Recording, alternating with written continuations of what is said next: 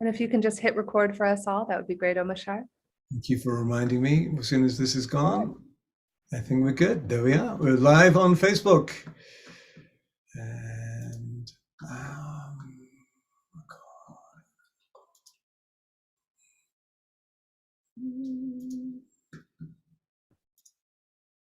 And we're recording. Yay.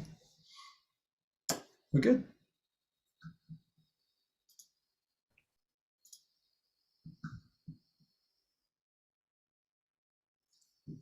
There we go.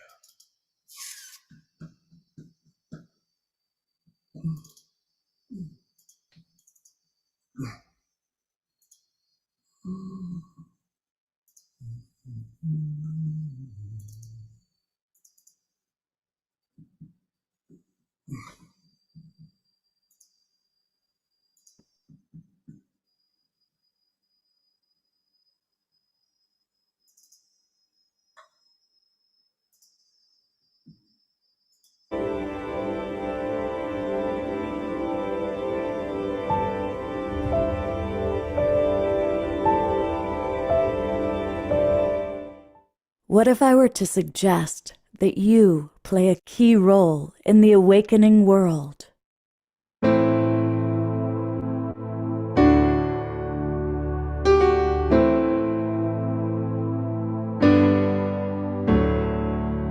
And that you are watching this because you have heard the call.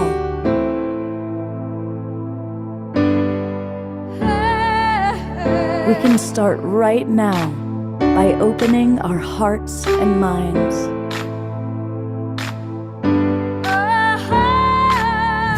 Welcome to the awakening world.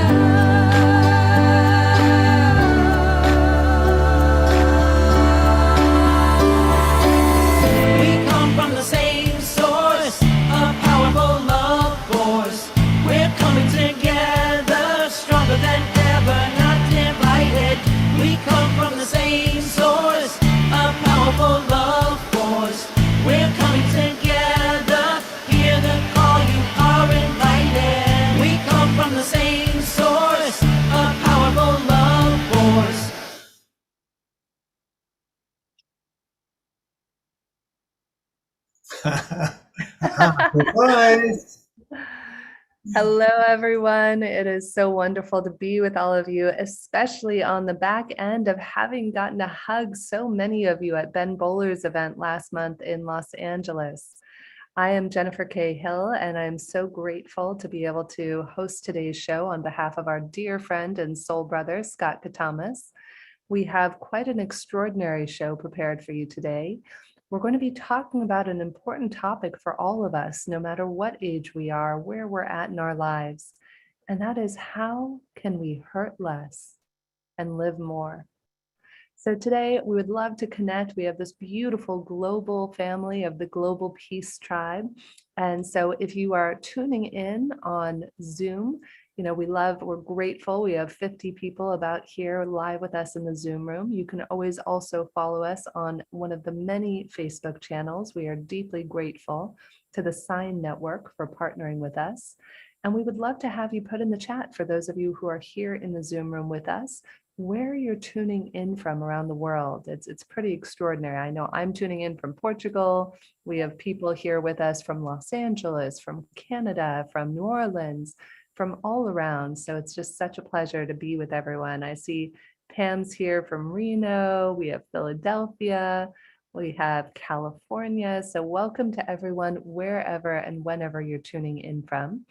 And today what we're going to do is I want to go ahead and share, if you don't mind. Omashar and Cheryl's here with us from Laguna Beach, one of my favorite places on the planet.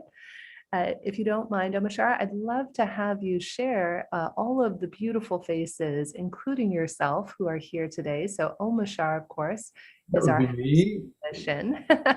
And then, of course, we have beautiful Mark. Yes, we have Dr. Dr. Goldstein. Mark Golston, who is joining us today. I'm not seeing his face come up. Do you want me to go ahead and highlight him? It's there. Oh, good. It's just not showing up on my end. There you go. So we have Dr. Mark Golston, who's joining us today. We have Cheryl Utal, who's here with us from Laguna Beach. We have our wonderful other musician, Daniel Bellone, who is here with us today, as well as Monique Giroux, who is joining us today. I believe Monique is in Costa Rica, if I'm not mistaken. We have Daxa Chohan, who is here with us as well. So Daxa, I believe, is joining us from Canada. We also have Khadijah. So many of you may have seen Khadijah on other Global Coherence Pulses. I believe Khadijah is joining us today from Colorado. We have Lisa Tahir, who is here joining us from New Orleans today. And did I miss anybody, Omashar? Am I missing any of our beautiful I don't guests? know. We can't get any more people on the screen. So what do we do? So It's a happy problem to have. And we have other Yeah, people joining from Santa Barbara, more people from Canada here. And I just want to acknowledge each of you. There are so many different choices, right? We all have very full lives, bursting with love and friendships. And thank you. Thank you for choosing to spend part of your Saturday evening here with us as we continue the conversation of how do we get into greater coherence? How do we learn to love ourselves, love one another, and love the world a little bit more? I was going to say, I don't know if our dear friend Teresa Collins is here yet. I don't think she is, but we'll feature her later. So Teresa and I and Mark Golston just came off of a Global Coherence Pulse with JJ Stenhouse earlier today. So you'll be able to catch the replay on that for any of you who missed it. And just deeply grateful to the Global Coherence Pulse and to HeartMath, who we often partner with and get to do these collaborations and special shows. Omashar, any other thoughts from you, my friend? I know that Scott is having a really nice time with the Twin Ray. He is right now introducing them on stage. And so Twin Ray have been a part of Global Peace Tribe for a long time. Beautiful ascension teachers from Ashland, up in wherever Ashland is. Beautiful land. So no, I think without further ado, we can carry on with Daniel. Is that right? Yes, absolutely. So let me share with you a little bit about who Daniel is. He is our first musical guest of the night. Daniel Bellone is a spiritual teacher and mantra singer. And I might add, his songs and his voice touches your soul. We were doing a little sound check before, and it is always such a pleasure to be here. Despite I do this often at 2, 3 a.m. my time in Portugal, and it's worth it every time because I'm so grateful to hear the music and the words of each one of our inspiring guests and to see each of you and have your hearts be a part of this. So Daniel is a mantra singer that has transformed the lives of thousands across the world, sharing a unique musical concert experience called Awakening Through Music, performed in more than 30 countries all over America, Asia, Europe, and Oceania. So Daniel, it's such a pleasure to have you here, my friend, and we look forward to your soul-stirring music. And then up next, we will have Dr. Mark Golston. Thank you, Jennifer. Thank you so much for inviting me.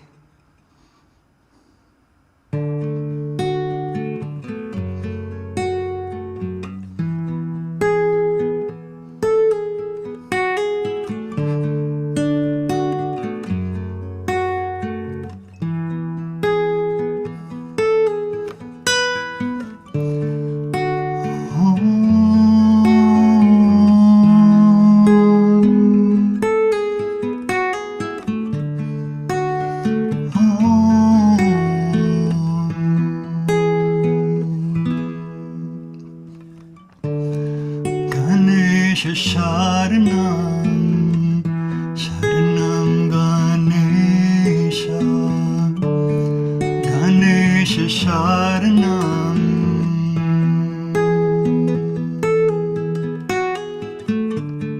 Ganesha Sharanam, Sharanam Ganesha, Ganesha Sharanam.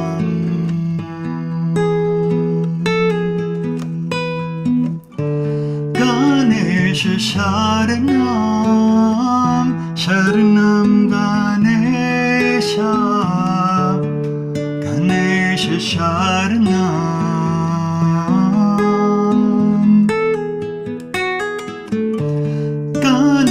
Sharanam, Sharanam Ganesha, Ganesha Sharanam.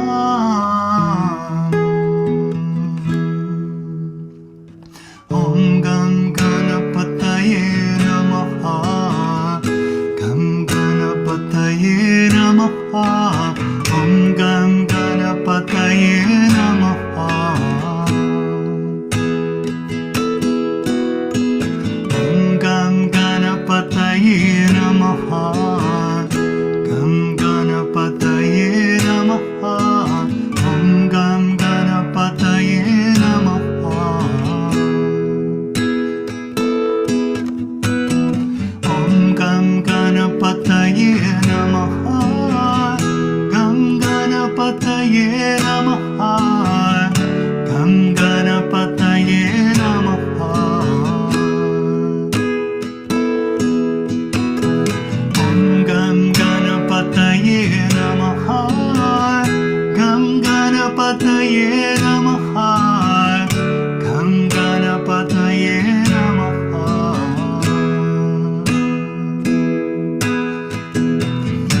Ganesha Sharanam, Sharanam Ganesha, Ganesha Sharanam.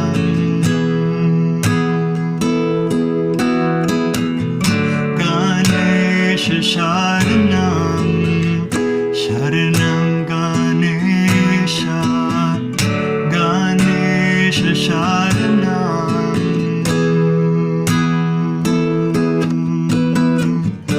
Ganesha Sharanam, Sharanam Ganesha, Ganesha Sharanam.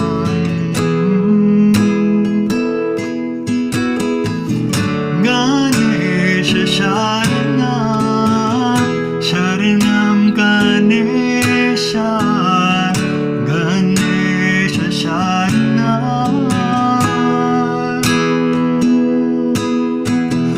Om Gam Ganapataye Namaha, Gam Ganapataye Namaha, Om Gam Ganapataye Namaha.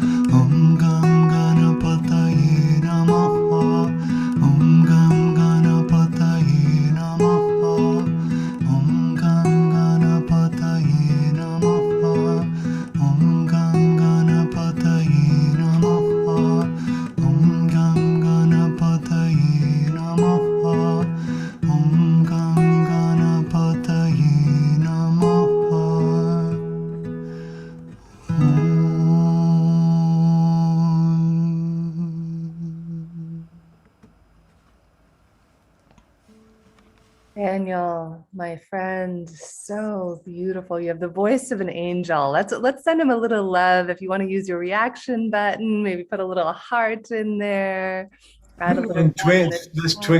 this Yes, twinkle the send a man. little send a little twinkle love. That how Daniel, many of thank you. us just felt that in your soul? It was like your soul is saying yes, yes. I could listen to you all night. I could just imagine playing this on replay and just doing that while I meditate. It's just so magical, Daniel. We are so thankful to have you be a part of the Global Peace Tribe team and world. Thank you, my friend. Thank you so much, Jennifer. Thank you so much, everyone. Beautiful. And of course, we'll have a little more Daniel quite soon. So namaste, Yes. Daniel. Yeah. And if you don't mind, I'd love to feature his website. So for those people who would love to experience some more Daniel, this is Daniel's website. Again, Daniel Bellone. You can see that beautiful, enigmatic, mystical picture of Daniel. And you can click here to find out more about his music. You could also go over here and go to contact or find out more about media and other appearances that he might be doing. So Daniel, anything you want to add about this, my friend? This is great. You can find my music on Spotify. That's usually where we all gather and experience more of this conscious music. And I have a lot of tracks there for meditation and yoga and inspiration as well. Well, thank you so much, Daniel. So yes, we will have more Daniel coming up in about an hour, if not less. So thank you, Daniel. And we look forward to having you back on here with us in a moment. Thank you. Grateful for you, my friend. And thank you to all of you. Gosh, we have a full crowd tonight. I love, Sylvia, thank you so much. Sylvia says, search for him on Bandcamp as well. And everyone just says that how much they love and adore your work. So definitely soak in that love there in the chat. So up next, this man is one of, well, it's going to tear me up before we even get started. This man literally saved my life when I was going through a really, really dark space. I've struggled on and off throughout the last 20 years with depression and suicidal ideation, especially when I was in my late teens and early 20s. And this man, Dr. Mark Goulston, it was funny, I was sharing about this on the Pulse. You know somebody is extraordinary when a paid speaker is at a conference. I was at a conference of 300 people in Orange County, California. And the person who was speaking said, listen, I have this book, but actually don't buy my book. Go buy this guy, Dr. Mark Goulston's book called Just Listen. And that was the catalyst for me to track Mark down and to reach out to him. And this was before I was going through a really challenging time. And as we all know, the universe never gives us anything that we can't handle. And Mark was my rock as I was going through a divorce about 5-6 years ago. Dr. Mark Goulston is a world-renowned suicide expert, a hostage negotiator, best-selling author of many books, including his most famous one, the one I'm referencing, Just Listen, and Talking to Crazy. And he now has, well, he has a couple of popular shows. He has his own show called My Wake Up Call, which is one of the most popular shows on iTunes and podcasts that you can find out there. And he recently started collaborating with our other mutual friend who is sending her love from the UK but couldn't be here with us because it would be about 2:30 a.m. her time. So JJ, we're sending you love, JJ Stenhouse. And JJ is the one who Mark and JJ began co-hosting a show of the same name of today's theme, which is Hurt Less and Live More. So Mark, I love you, my friend. You are a soul brother to me. You are a mentor, and truly you saved my life and the lives of probably tens of thousands, if not millions of other people with the work you've done. I love you. Well, I'm a little tongue-tied, which is good because I need to practice what I preach because I often, once I start talking, I don't listen. So, but I wanted to share something that I don't think you're aware of how we came up with the radio show on UK Health Radio, and I put a link to it. Hurt Less, Live More. Jennifer introduced JJ and I, and we got on each other's podcasts, and we really hit it off. And she said, you know, I think people would like to just hear our conversations. Maybe we could do a show on UK Health Radio. And then I drove her a little crazy because I'm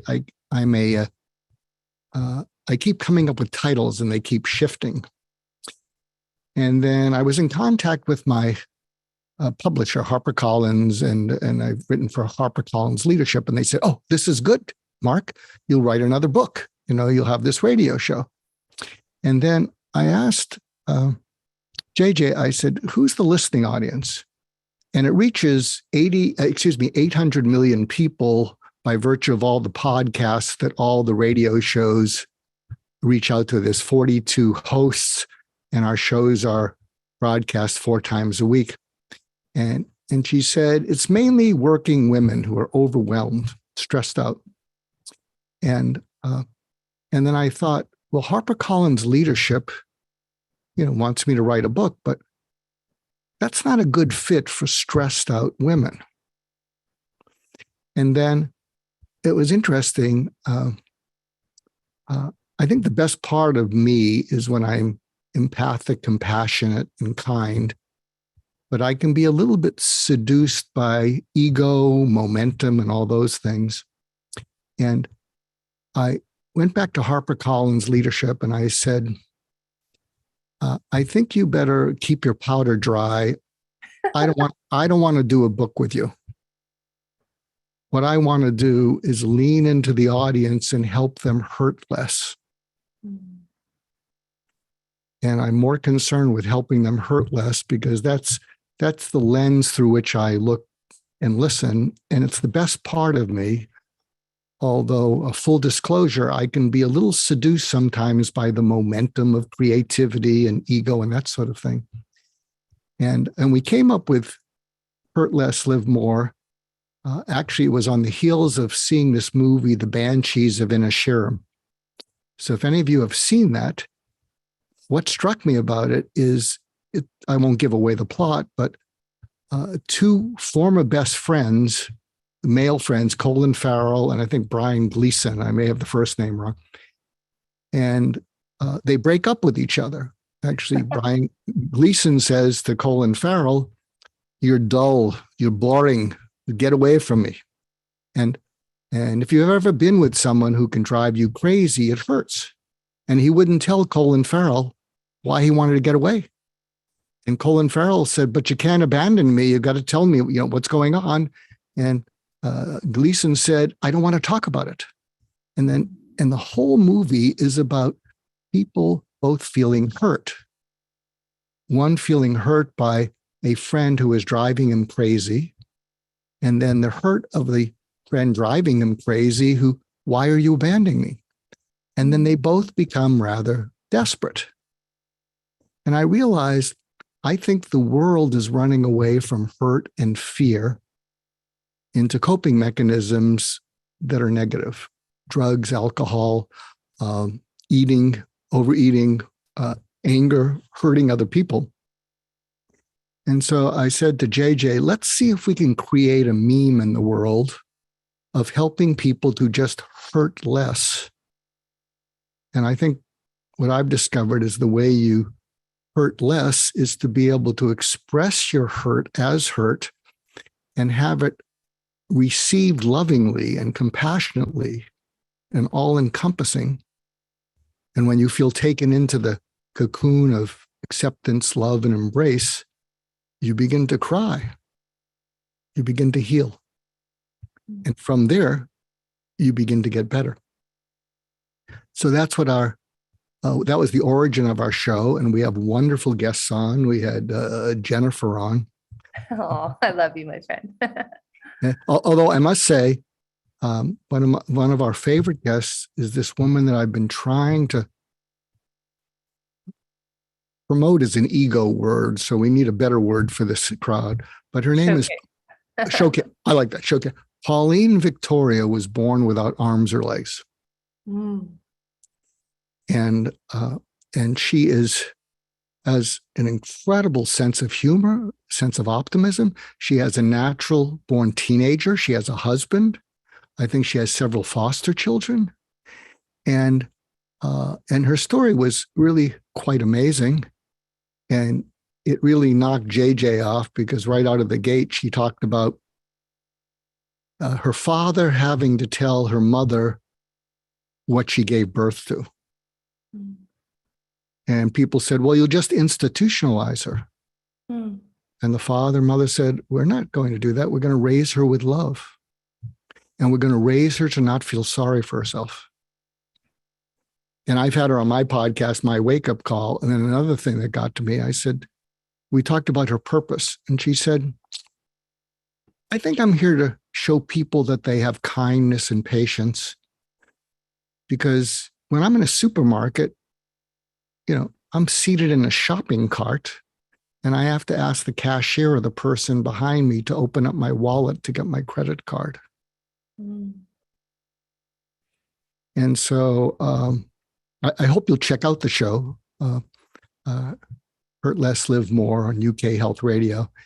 And that's kind of what I'm about. So that was a long answer. Why don't you hit me with some questions, Jen?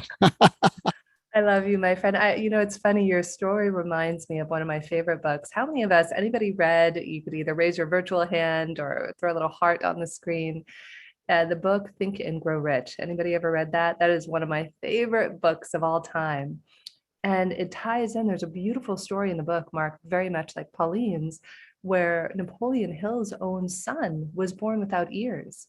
And he was told, you're never going to be able to hear. The doctor said, sorry, tough luck. Your son is not going to be able to heal and is not going to be able to hear his whole life.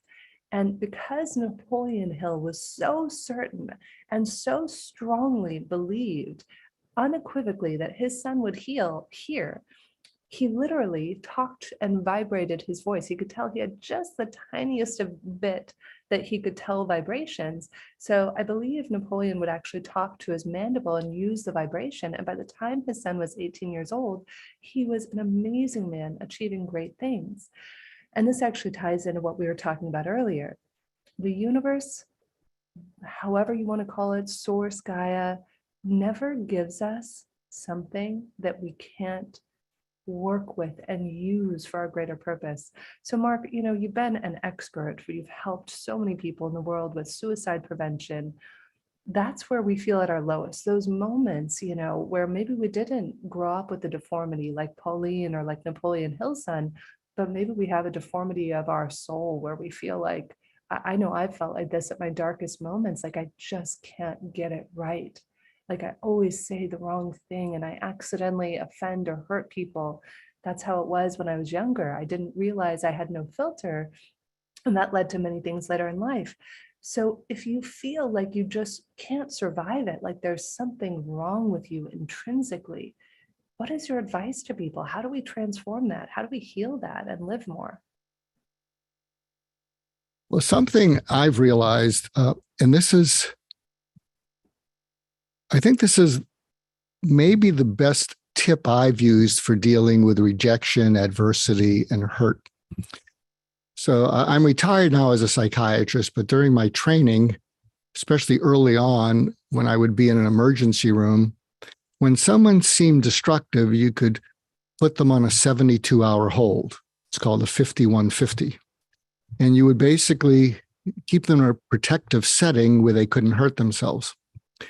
Well, something that I've realized is, and actually with a show of hands, raise your hand if you've had a breakthrough in life. You could raise your digital hand. Raise your digital hand if you've had more than 5 breakthroughs. And now raise your hand if those breakthroughs were mainly preceded by breakdowns. Raise your digital hands. And what I realized is that that I probably had 100 breakthroughs because I'm a serial kind of creative person. And I would say 90% of them were preceded by breakdowns, which were not pleasant, which are not invited, and some of them were downright scary. And what I realized is, and this is what I will do when something triggers me or I go into a tailspin, I'll put myself on a 72-hour hold and I say to myself, don't do anything to make it worse for 72 hours.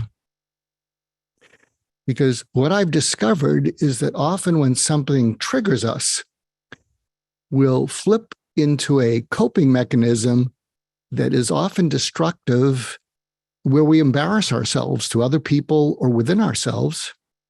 And when we go into that coping mechanism, we often feel so embarrassed and so ashamed that we can miss the breakthrough. Because we're too busy feeling embarrassed and we have to apologize to someone else, or we have to deal with our own shame. We ate that whole pizza. We indulged ourselves. And so what I've discovered is, and this is what I would say to people, is when you're feeling pain in a dark place, what's happened is your mind just disconnected from your expectations.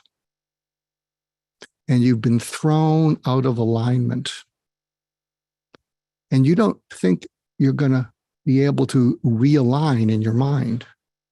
And sometimes what's happened is we were counting on a future too deeply that just isn't going to happen. And that can throw all of us into a tailspin.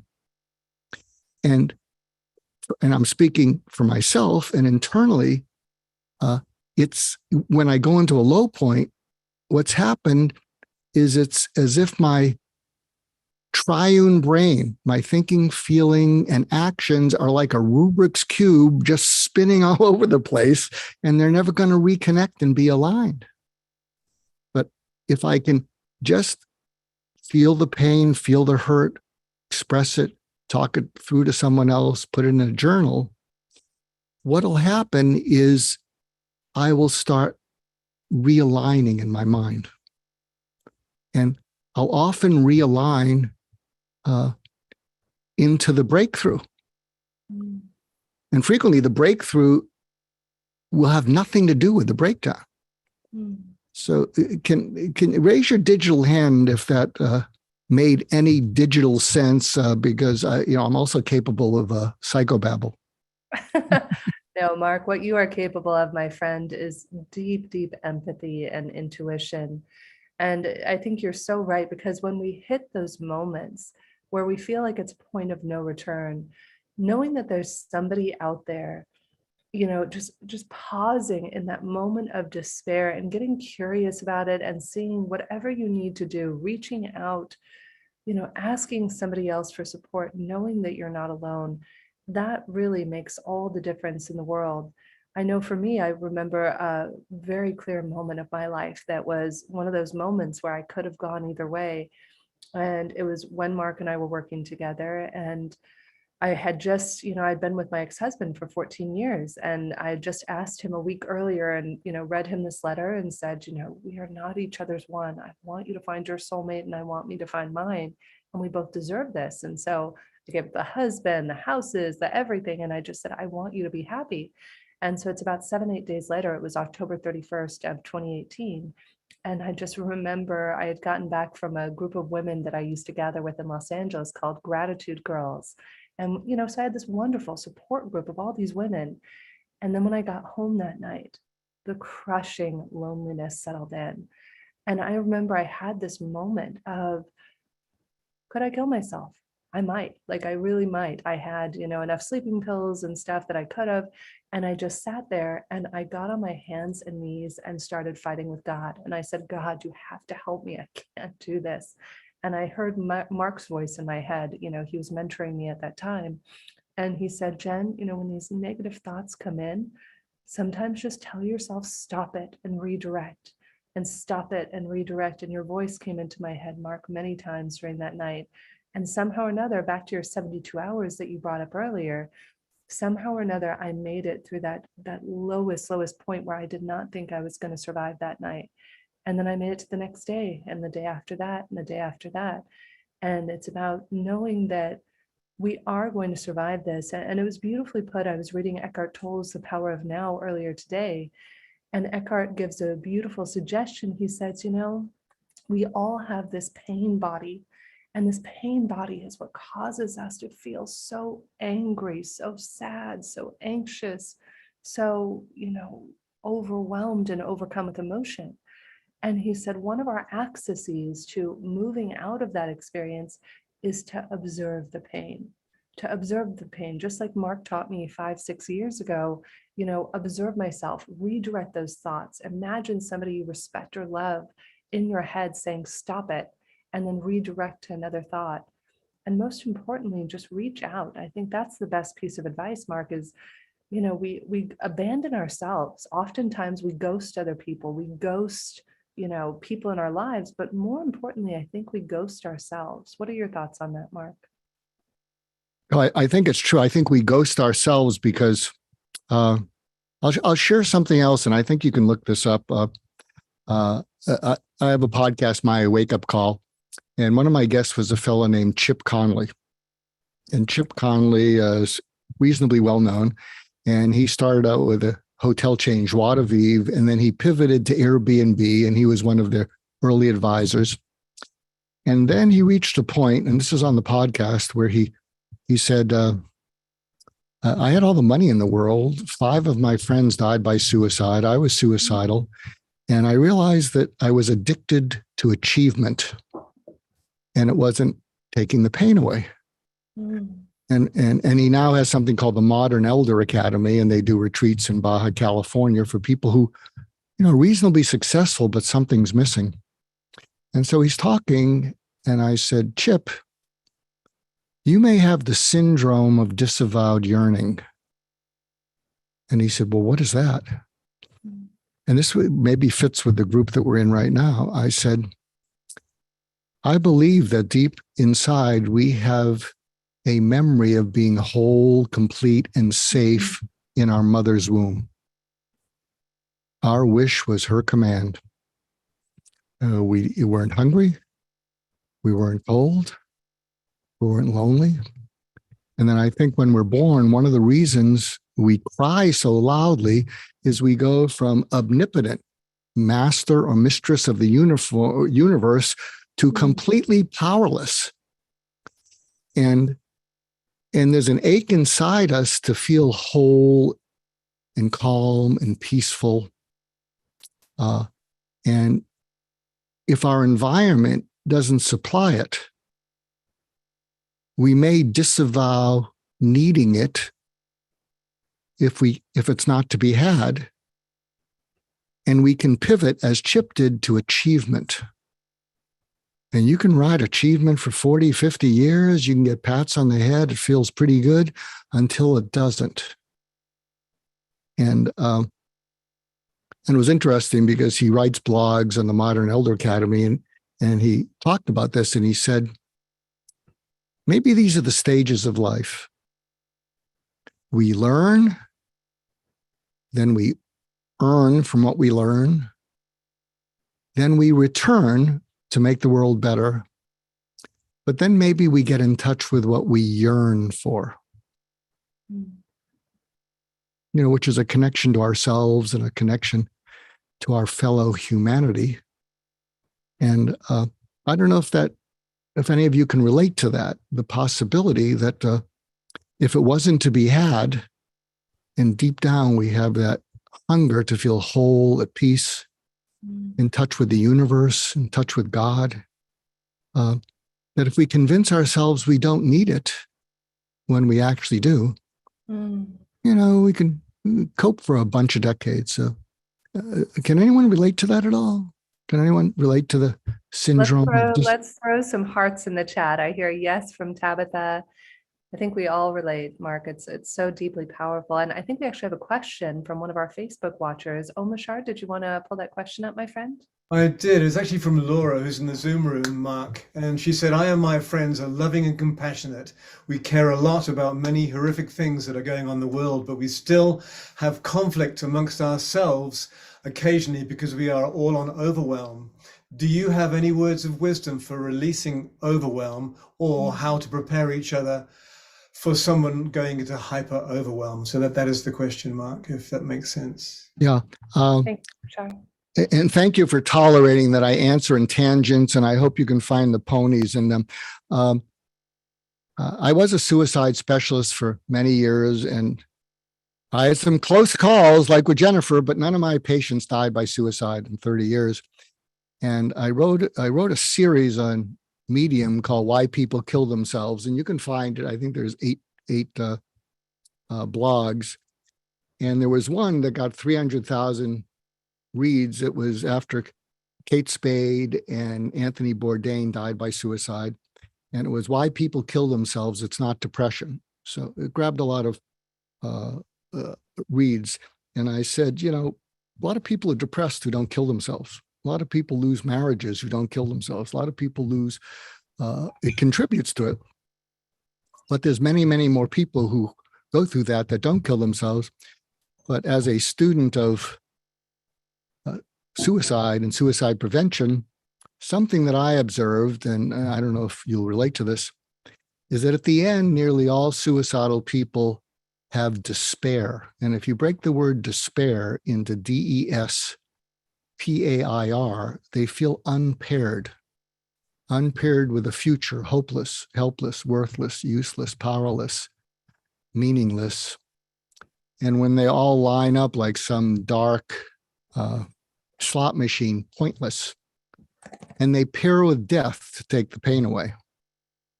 Death is compassionate to that kind of pain that won't go away. And so I developed a name. Well, I came up with a name for the approach I used, which was surgical empathy.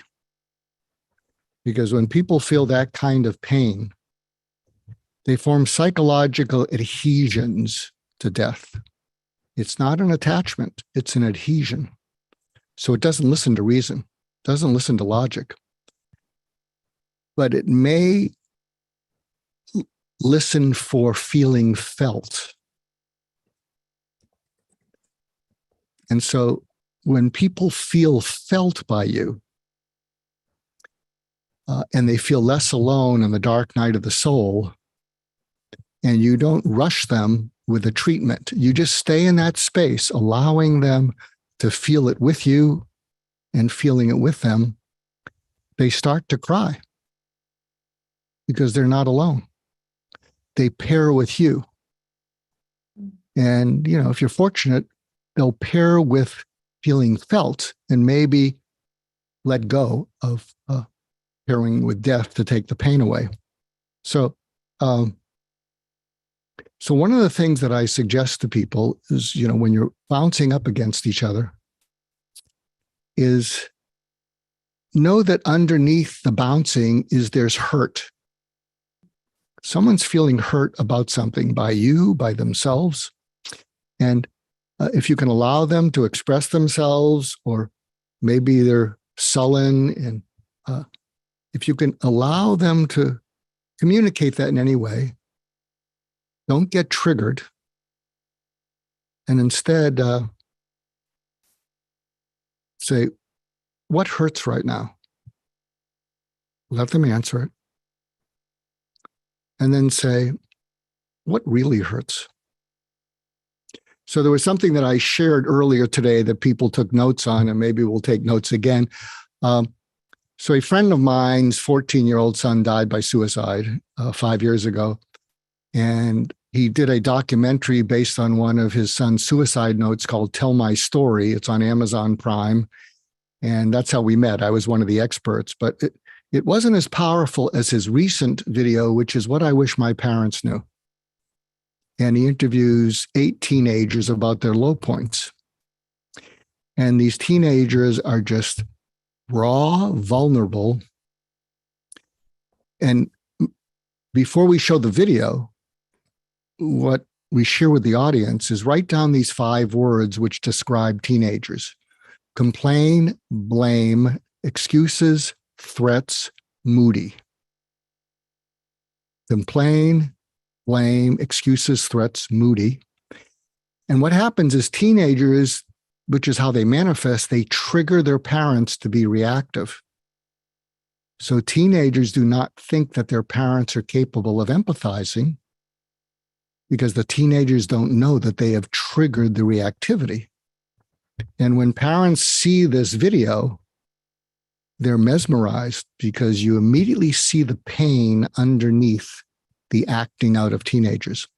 So earlier, I mentioned something, and Jen or someone can write these down here.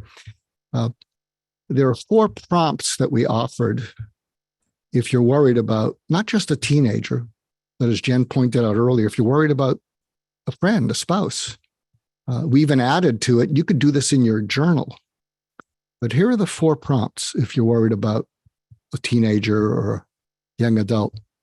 And you do this when you're doing an activity together, because if you haven't noticed, teenagers and young adults can't stand heart-to-heart talks unless they initiate it. It is nails on a chalkboard for them. You know what I'm talking about. But the way this works is when you're doing an activity, you're driving, you're doing an errand, what you say to them is, a lot of parents are worried about their kids, with all what's going on with COVID, the school lockdowns, the opening up, the news, the shootings, social media. And I'm one of those parents. Can I run some things by you just because they're on my mind? And, hopefully your teenager will say, okay, mom, okay, dad. So here's the first prompt. At its worst, how awful are you capable of feeling about your life or yourself? At its worst, how awful are you capable of feeling about your life or yourself? And they might say, pretty awful. And here's a little taste of surgical empathy. Pretty awful or very awful? Okay, mom. Okay, dad. Very awful. And then you get them to talk about it. The second prompt is when you're feeling that awful, how alone do you feel with it? Pretty alone. Pretty alone or very alone? Okay, mom. Okay, dad. Yeah, very alone. And you get them to talk. Third prompt, take me to the last time you felt that. And they're going to go, WTF. And something interesting happens when they can describe the last time they felt that way, awful and alone, so clearly that you can see it. They re-experience the feeling. Yeah, I was walking around 2:30 in the morning. I couldn't get to sleep. I had a big test the next day. Yeah, we heard that. What was going on? I couldn't get to sleep.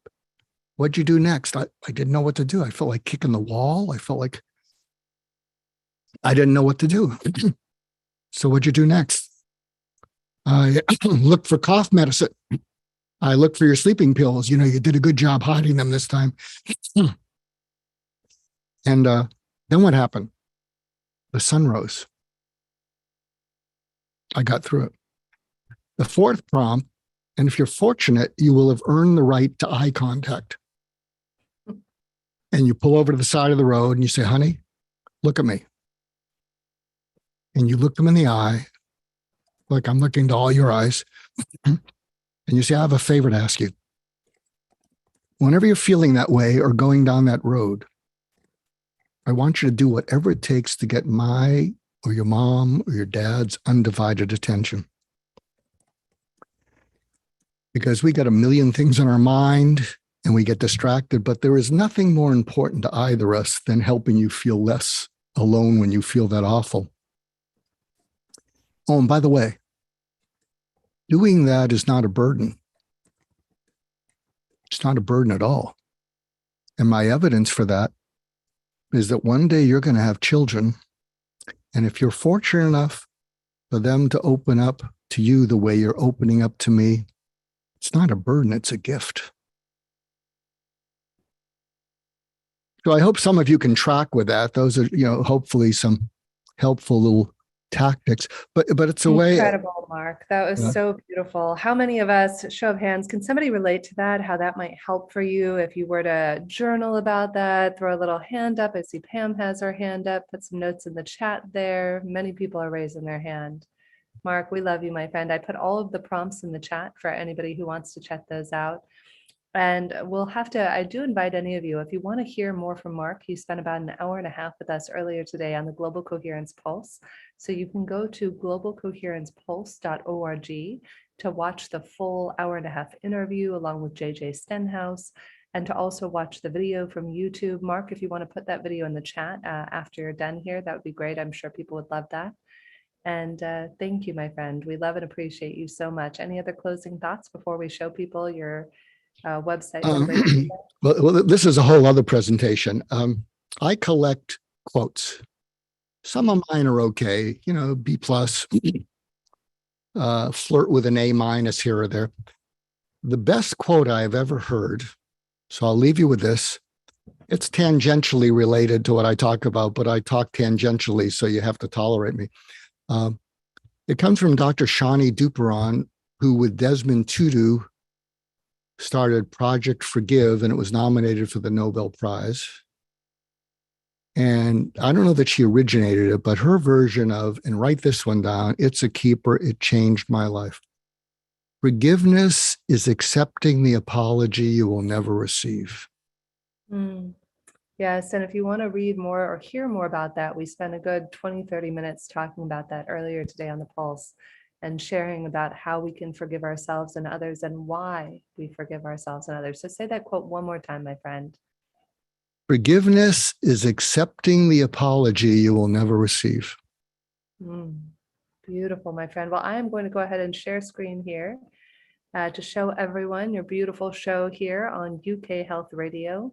It's again on all the podcast channels. And if you go down to the bottom, I put this in the chat earlier, you'll find one of the very first shows was that show that everybody was interested in with Pauline. So you can see it right down here. This was the show with Pauline, and I'll put it in the chat again for everyone, so that way you'll have it.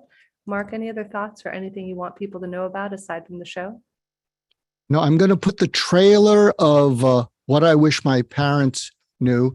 So I'm going to put that in the chat. And then what I'm going to do is I'm going to put the press release on the program, and any help you can offer. Wait a second.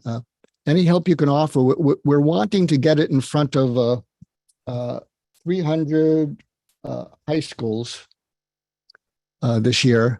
And what'll happen is they'll play the video. So there's the video, and then I'll put in the press release.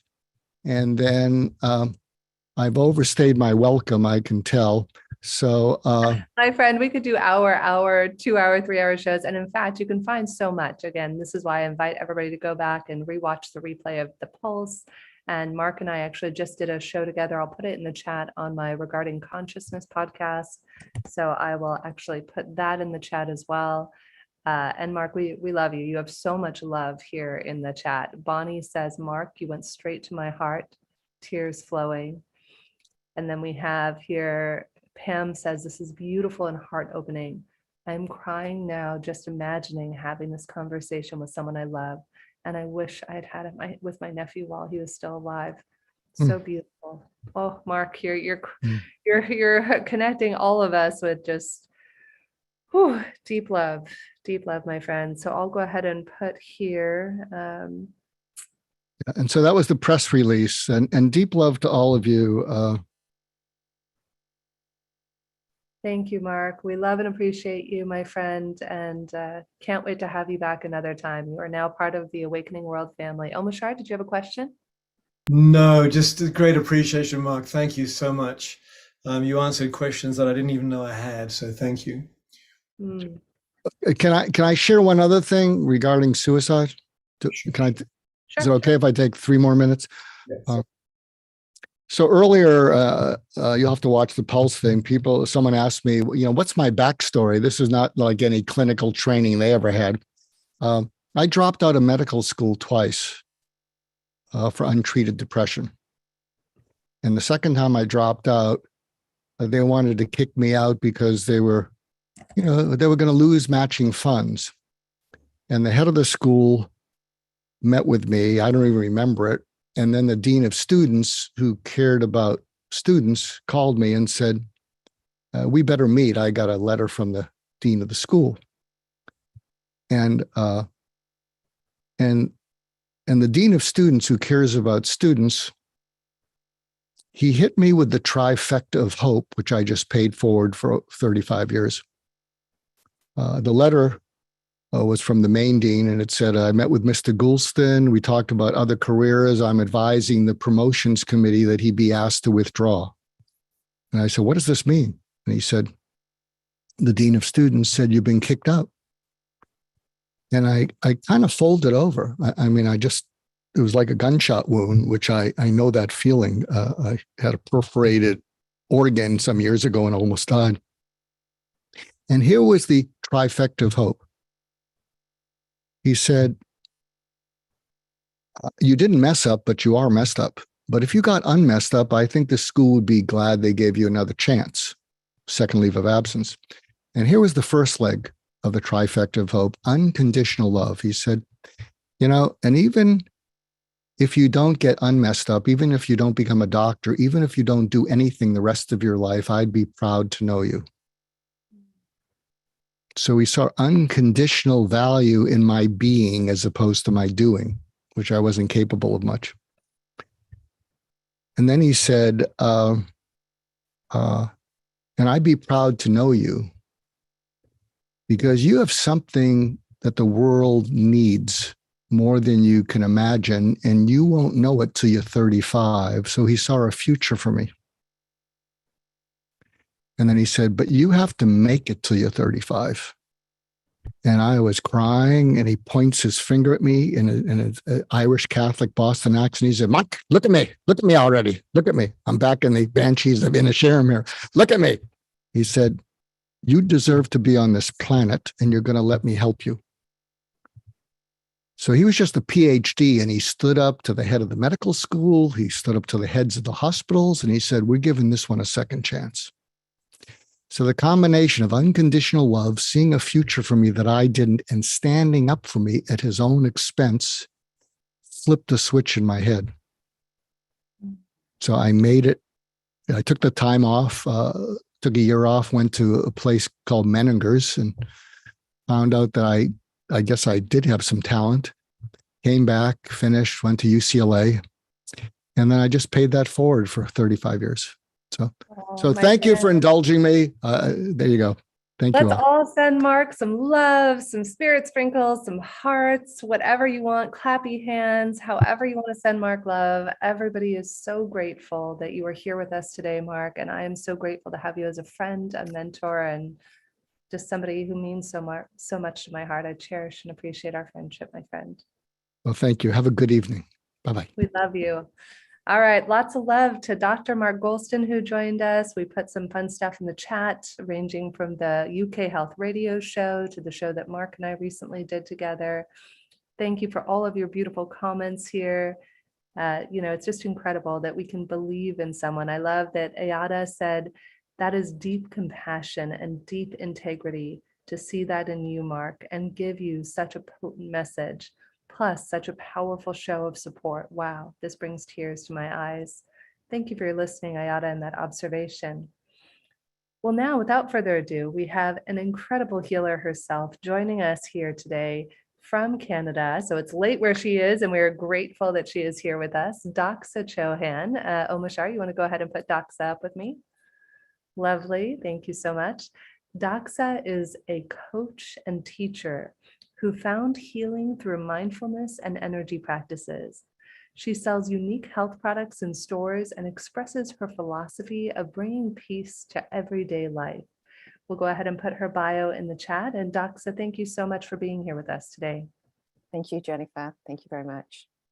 Yeah, so Doxa, here we are. We're coming off the back end of this heartwarming story that Mark has just told us, and so many of us are resonating with. Share with us a little bit about your own journey. How did you come to be this incredible healer who's focused on bringing wellness to the world? So I can actually very much relate to what Mark said, as some of you here probably can too. My background is actually accounting, and with years of abuse as a child and growing up and suppressing those feelings, eventually turned into fibromyalgia, depression, all kinds of illness. And this is where I myself was at a turning point where I wanted to commit suicide. Mm. And Jennifer, you know how that feels, where I thought that there was no way I could get out of this. I'd hit rock bottom so low. And it wasn't just the depression, but it was the drugs with it. I was addicted. They had me addicted to Oxycontin. That was the only thing that would help me cope. I was having cortisone injections put into my head with gabapentin, Lyrica, Naproxen, Prevacid, you name it. I was on every cocktail of drugs. And I thought, this is not life. There has to be more to it. I was so far from my own spirit. There was just myself. I was an empty shell walking around. And that's when I thought, you know what, I can't take this anymore. Now, I've had a few knocks on my head from, crossing over, having a miscarriage, crossing over to the other side. But I think when we have these events in our life, well, maybe not called events, but these episodes in our life, they're really to awaken us, to connect to the light within us, the true us. And I think I kept missing them until the last time when it was really struck hard with my depression that I wanted to end it all. And similar to you, Jennifer, I hit rock bottom and I actually felt like something picked me up.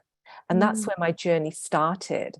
And I thought there had to be something else. There just had to be. And I started having this hope and this faith that there's a source out there. There's a higher power out there. I don't have to do it myself. And I started reaching out. I started doing energy work, and I started being mindful and meditation and things I'd never heard of before. And bit by bit, I started healing.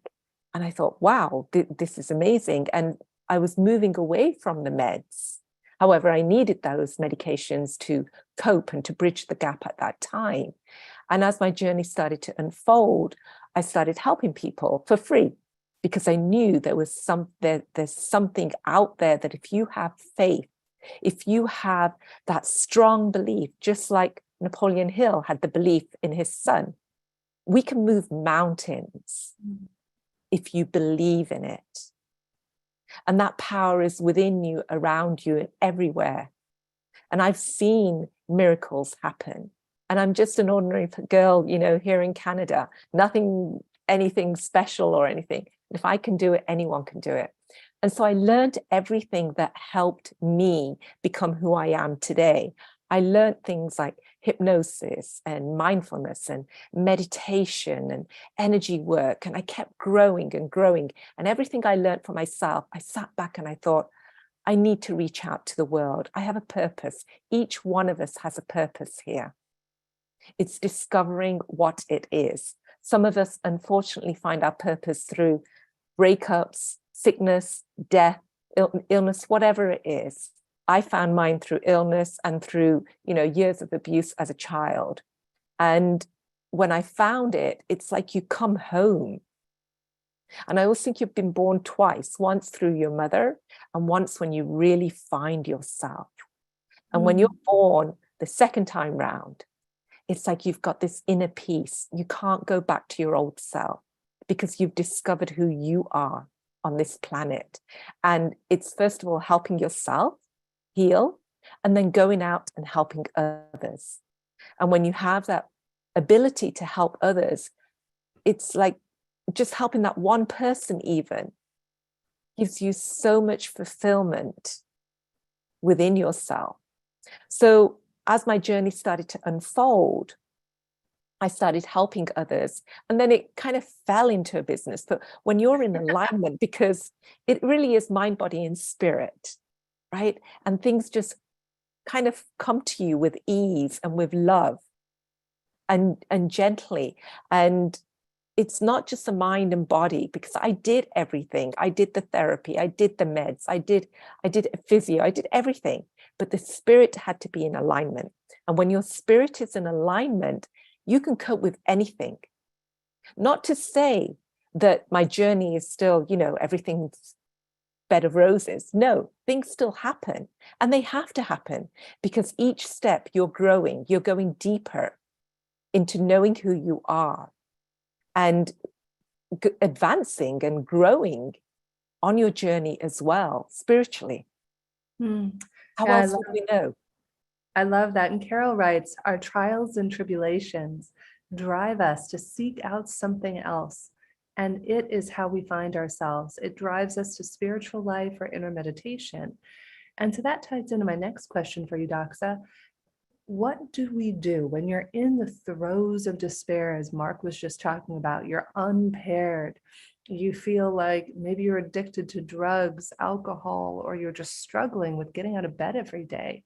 What are some of your favorite practices, and how do you suggest implementing those? Because I know, as somebody who has struggled with depression and suicidal ideation myself, sometimes the last thing you can do is anything. Like doing anything seems impossible in that moment. What is your recommendation on that? So really, for myself, my personal journey was, initially I was fighting to find out why me. And when you're asking constantly, why is this happening to me? You're not going to move forward. If in fact, you're actually going to move backwards. You're trying to find solutions, how you can move forward, as opposed to asking why this is me, because you're never going to find that answer. So really going within, and the first step was surrender. And that is it. That's a huge statement, surrendering to the universe. What does that mean? It means not believing that you're on your own, because you're not on your own. There's a higher power out there. And connecting to that power that's within you as well. And knowing that this isn't going to last forever. It is going to pass. And doing things like meditation, being still, connecting to nature, and finding other tools that are going to help you through, not constantly focusing on the illness or what you're going through, but those moments when things are okay, just being in that moment. So when I was going through my depression and fibromyalgia, my family's all in England, they'd all call me every day. And then I had to say, stop. I don't want to talk about it anymore. I will have my network of group of people that I need to speak to, but that's it. The other times I want to find things that I can be happy about. So gratitude journaling, not just writing what I'm grateful for, but why I'm grateful for it. Grateful for my water, grateful. Why am I grateful for the water?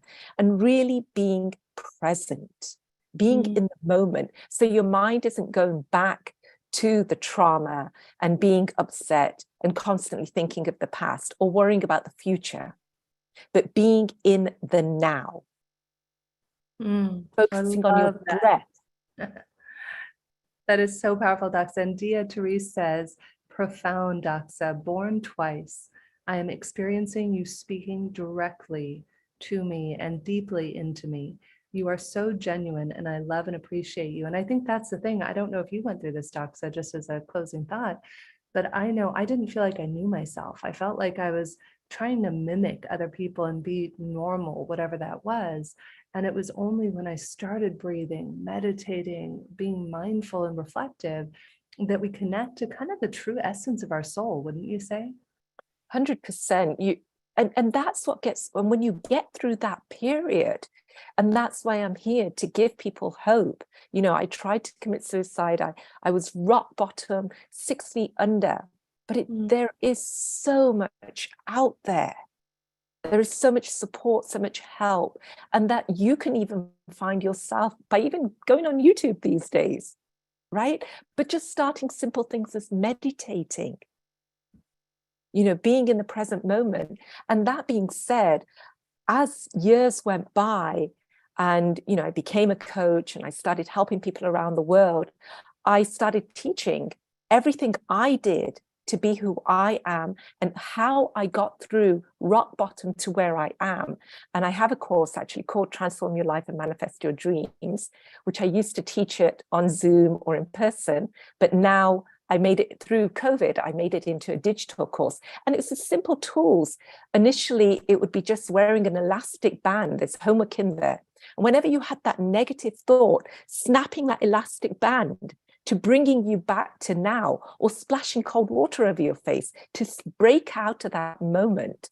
So there's so many things in this course, like tapping, EFT, teaching you to meditate, how to be in the present moment. There's so much homework that's in there as well, learning your purpose, how to think positively, getting out your comfort zone. Everything you want is out there. And when we find ourselves, that's when you're going to live your true purpose. And that's how, we've got all these products in Whole Foods in North America. I never dreamt of any of these things. But it's when you connect to your true self, spirit is in alignment with you, is when the doors start opening and you really unlock the power within you. I love that, Doxa. So I just put in the chat for everyone the link here to Doxa's course. As you can see, she's graciously offered us $100 off as part of being here with us with the Awakening World. So you can definitely go there. And Doxa is also an Om Heals practitioner. So you can go to view all practitioners and then find Doxa as well as all of the other wonderful practitioners who are here. You can go right there. And the thing that we invite you to do, if you haven't tried this before, it's a lot of fun. You can click Get Matched and answer our matching questions and find out, is Doxa the right match for you? You just go through quick 20 questions. We've had actually people here before who have joined us and literally had transformational experiences with our therapists, because that's what I do, is finding out how much variability is tolerable. We need to find our tribe. That's what we need to do. So you can go to Doxa's website, which I'll go back to again right here, which is thepowerofhealingcompany.com. And you can also go to Om-Heals, again, that's om-heals.com, and search through our practitioners, answer the Get Matched questions, and find out for free who your matches are. And I'll put a special code in the chat for everyone, 20 new, for 20% off your first session with one of our practitioners. So thank you so much, Doxa. Any last words before we move over to music with Omashar? Don't give up. There's lots of help out there. You're not on your own. And you're going to find your true self when you get through whatever you're going through. And if you need, to chat, a 15-minute consultation, feel free to give me a call. I'm here for you. Thank you. Yes, Doxa does do a free consultation. So it's a wonderful thing. I highly, highly encourage people to check it out. She has beautiful energy, and everyone who's done a session with Doxa raves about her. So please check her out. And thank you so much. So back to Omashar, we will go ahead and go back to our in-house music. Omashar, over to you, my friend. Yes, holy smoke. Everything that you say, Doxa, and of course Mark, has just touched places in me that I haven't forgotten, but I've definitely put to one side. And, I know many of us who are watching this have hit rock bottom and have gone below rock bottom, and I'm one of those. And however, my scraped knees have healed, and I'm standing up so strong. And this song I'm going to sing is actually written by a brilliant songwriter called Kathy Zavada.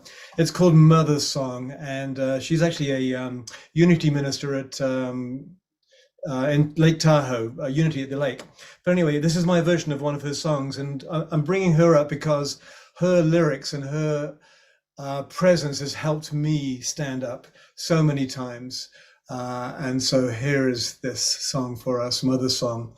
And it's not a dance song, but it's feel free, Jennifer, to highlight anybody who's looking interesting. Haha.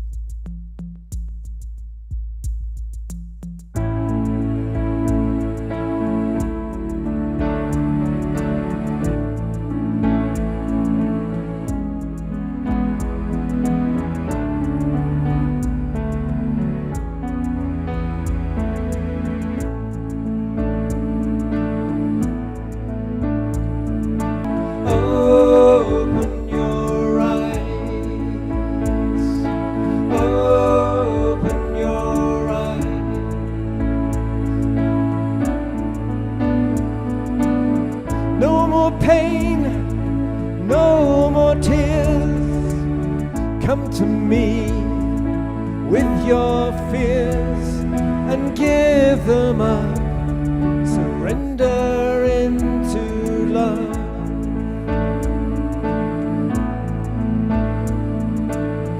Remember who you are.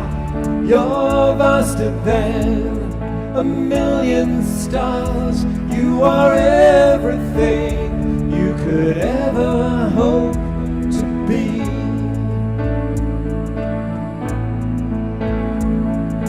I hold you here in my heart. It's vast as an ocean. Sleeping child, don't dream we're apart. Dream your eyes are open. Open your eyes.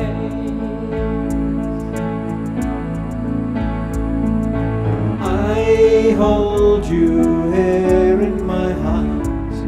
It's vast as an ocean. Sleeping child, don't dream we're apart. Dream your eyes are open. Open your eyes. Open your eyes. Open your eyes.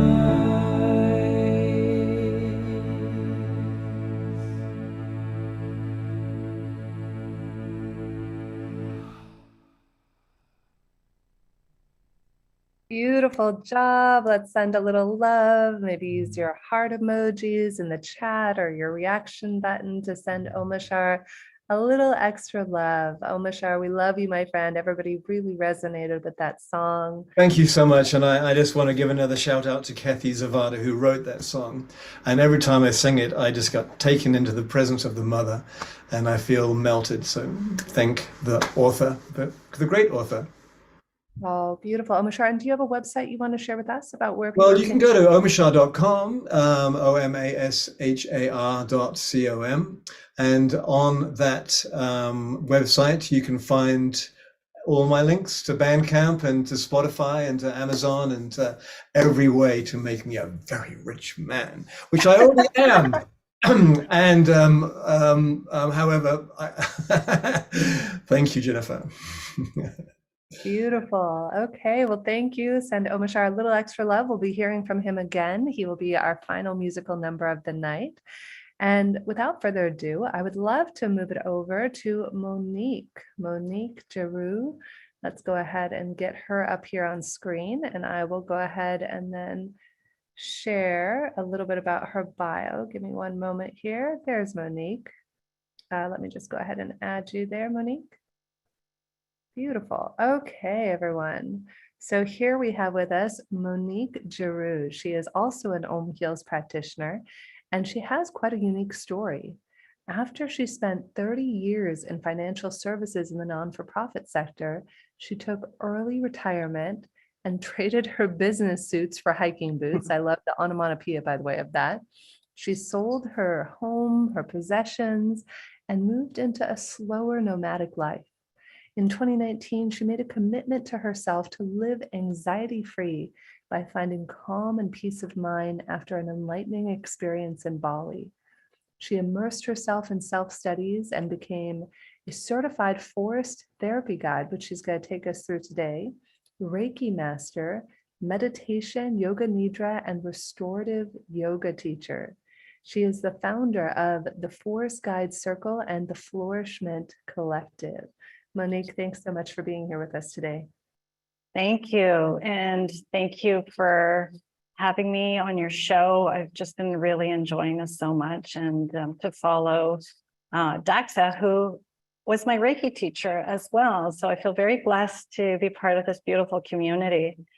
I'm going to share my screen. I've taken some images. I think photos speak more than words sometimes. And so I thought I would just share some of the images that I've taken on my forest therapy walks. And I hope that everyone can see this. So I'll take a few minutes here, and I'm just going to keep an eye on time to share my forest therapy journey and talk about what forest therapy is. It is fairly new to North America. And this is the grove that I trained with. It was with the Global Institute of Forest Therapy in Ontario at the Ecology Retreat Center. But you can find different organizations all over the world. This is a practice that is growing. And it started actually, well, I would say it's an ancient practice, based on Shinto, Buddhist, and indigenous practices. But the modern take on it started in Japan. So some of you may have heard of Shinrin-yoku, which translates to forest bathing. And it's all the same, Shinrin-yoku, forest bathing, forest therapy. It really does all mean the same thing. And it is about slowing down. And this has been a big part of my healing journey, is finding practices to slow down and drop into my parasympathetic nervous system. And forest therapy certainly was the one thing that really supported my awakening journey in realizing that there is this whole world in front of us that is right before our eyes that I didn't even realize existed until I spent 8 days in the forest in my training. And it's this connection with the other than human world, or the more than human world, and having this deep connection to nature has really been life-changing for me. And now there's nothing I love more than sharing it with other people. Forest therapy walk with a guide typically takes 2 to 3 hours, but we don't go more than maybe 1 to 3 kilometers, a few miles, because we're slowing down and we're really deepening into nature and connecting. So I have this image of a spider web that I took when I was in the UK. And when you just look in at the magnificence of something as simple as a spider web, you could spend 10 minutes just looking at its perfection. It makes you realize there's so much in life that we don't understand. And there's so much beauty all around us. There's a lot of research, there's a growing body of research that is demonstrating the benefits of time in nature, and certainly in forest therapy. And so it's considered a preventative medicine. Some people react to the word forest therapy, but I would say the forest is the therapist. And as a trained forest therapy guide, we're trained to open that door to help people. It's like going to a yoga class. You may be able to do yoga on your own, but going to a class, you have a teacher that's guiding you through a practice. It's very similar, I would say, with forest therapy. So imagine someone telling you that they've invented a pill that could lower your blood pressure, increase your immune system, decrease your stress and anxiety, even improve PTSD, improve your sleep and overall mood with no side effects. And it's completely free. This is what time in the forest can do for you.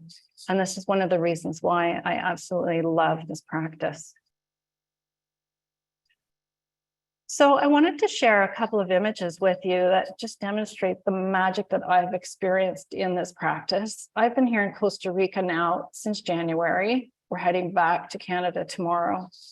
And when I first arrived, I found this beautiful sand dollar on the beach.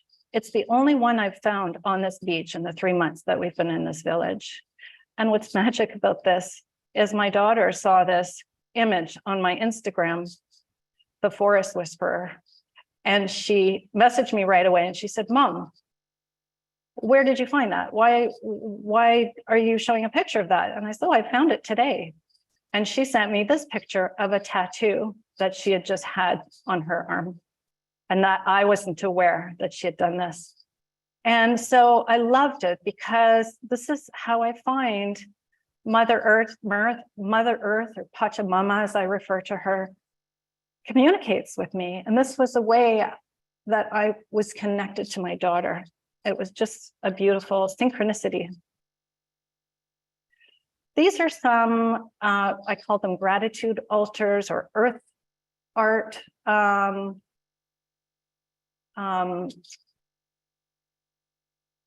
Creative elements that I love to build wherever I am. So I have one that was done in the winter in the snow, and a few of them that were done on the beach. Some are very symmetrical, and the one on the third one over is very unstructured. And it's an exercise that I would include in a forest therapy walk as an invitation. So when you do a forest therapy walk, you go deeper and deeper and deeper into states of relaxation and mindfulness. And you go into this liminal space where you lose all sense of time.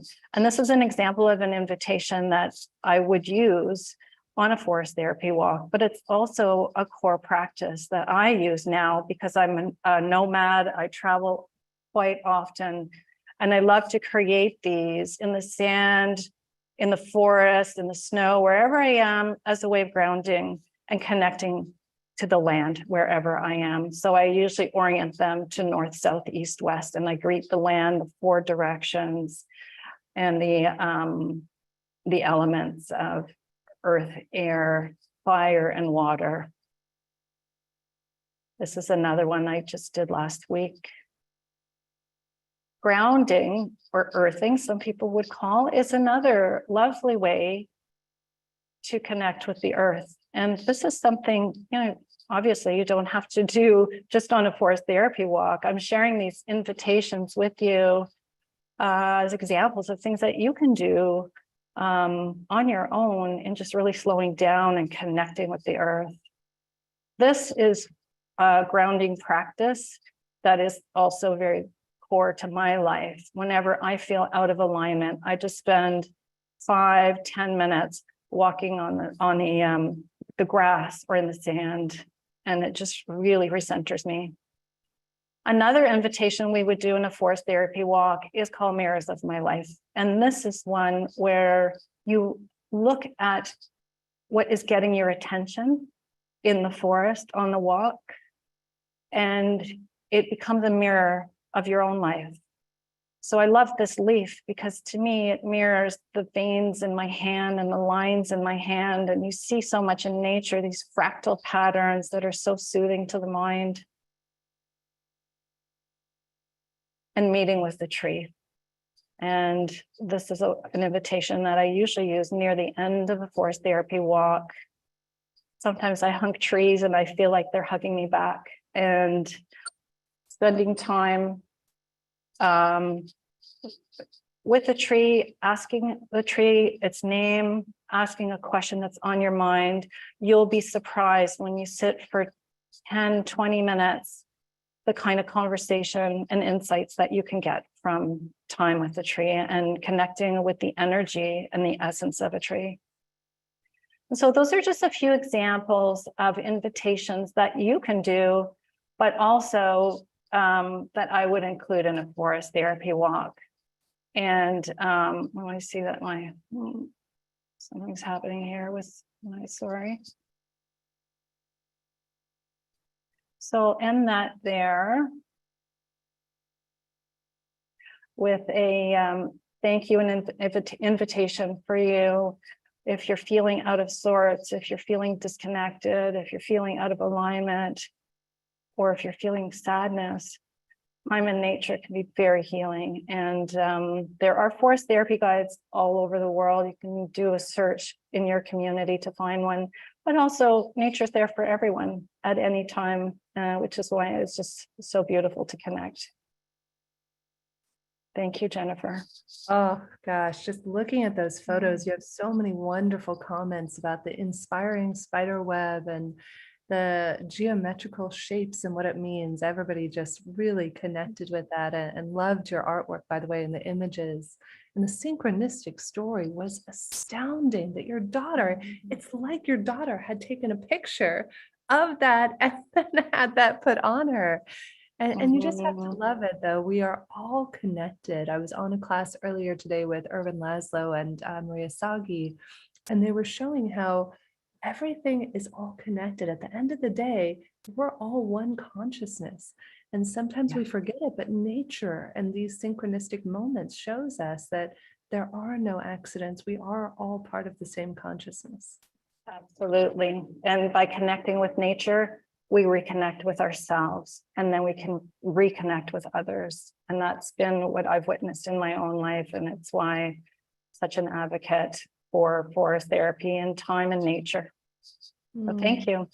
I love that, my friend. Well, I have your website up here. This is beautiful. I'm going to go ahead and share this. If you want to know more about what Monique is doing, is there anywhere in particular you want us to go on your website to feature what I'm up to? What's the best way for people to Yeah, I connect? think if you go to what I'm up to, it takes you to ways to connect with me. I do have a blog where I talk about all the travels and the forest therapy guides I meet around the world.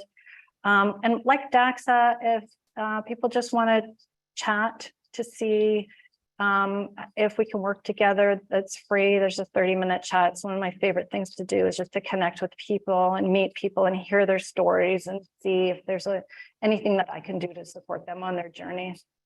I love that. And again, Monique is also a wonderful practitioner here on Om Heals. She's a holy fire Reiki master, yoga nidra, meditation matchmaker, as we just discovered, a certified forest therapy guide. And again, it's free. You can go to Get Matched. In fact, one of our members here in the Awakening World community private messaged me and said, you know, Jen, the session she had with one of our healers, Nicole, was literally life-changing, and she's still working with her. So our theory is that we all have a wonderful therapist out there for us, Reiki, tarot, psychotherapy, whatever it might be.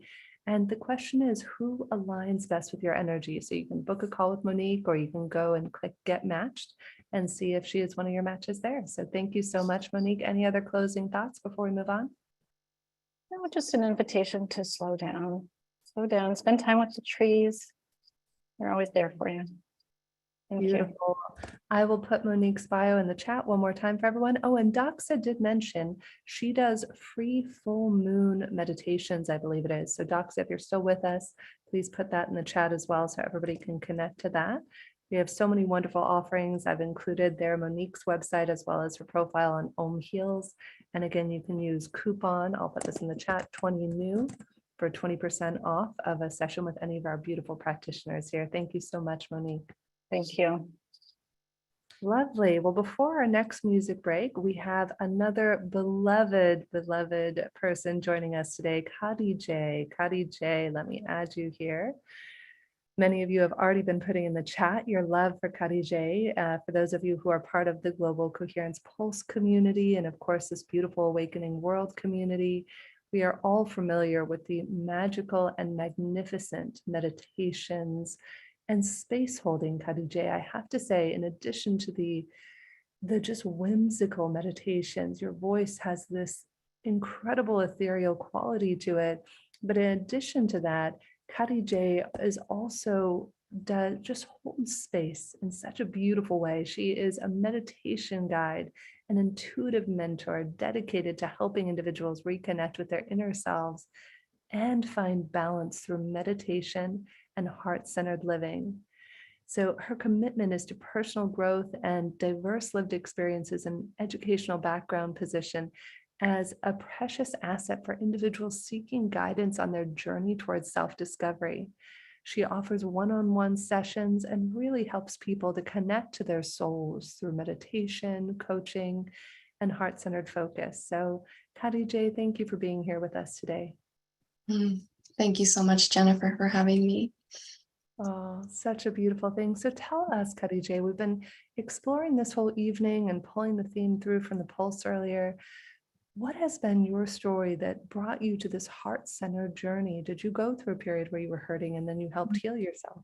Yeah, so, I like to say that my whole life is a spiritual journey and has been one. And, one of the greatest moments of my life was hitting rock bottom in a PhD program, where I felt like I was sacrificing every ounce of who I was and my soul and my spirit to live out someone else's vision. And I ended up, at the time, I was diagnosed with scoliosis, degenerative disc disease, herniated discs, carpal tunnel syndrome. I had all sorts of things going on wrong with my body and my mind. I was also severely depressed. I was in a space where I was suicidal, and I was going back to counseling. And I was seeing a woman doing EMDR therapy, and it was okay, but it was really, I felt like something was missing. And I just kept getting this insight from the universe that I needed to do the work, that I had to do something for me. It had to come from within. I couldn't keep trying to find all the answers outside of me. I had to find the answers within.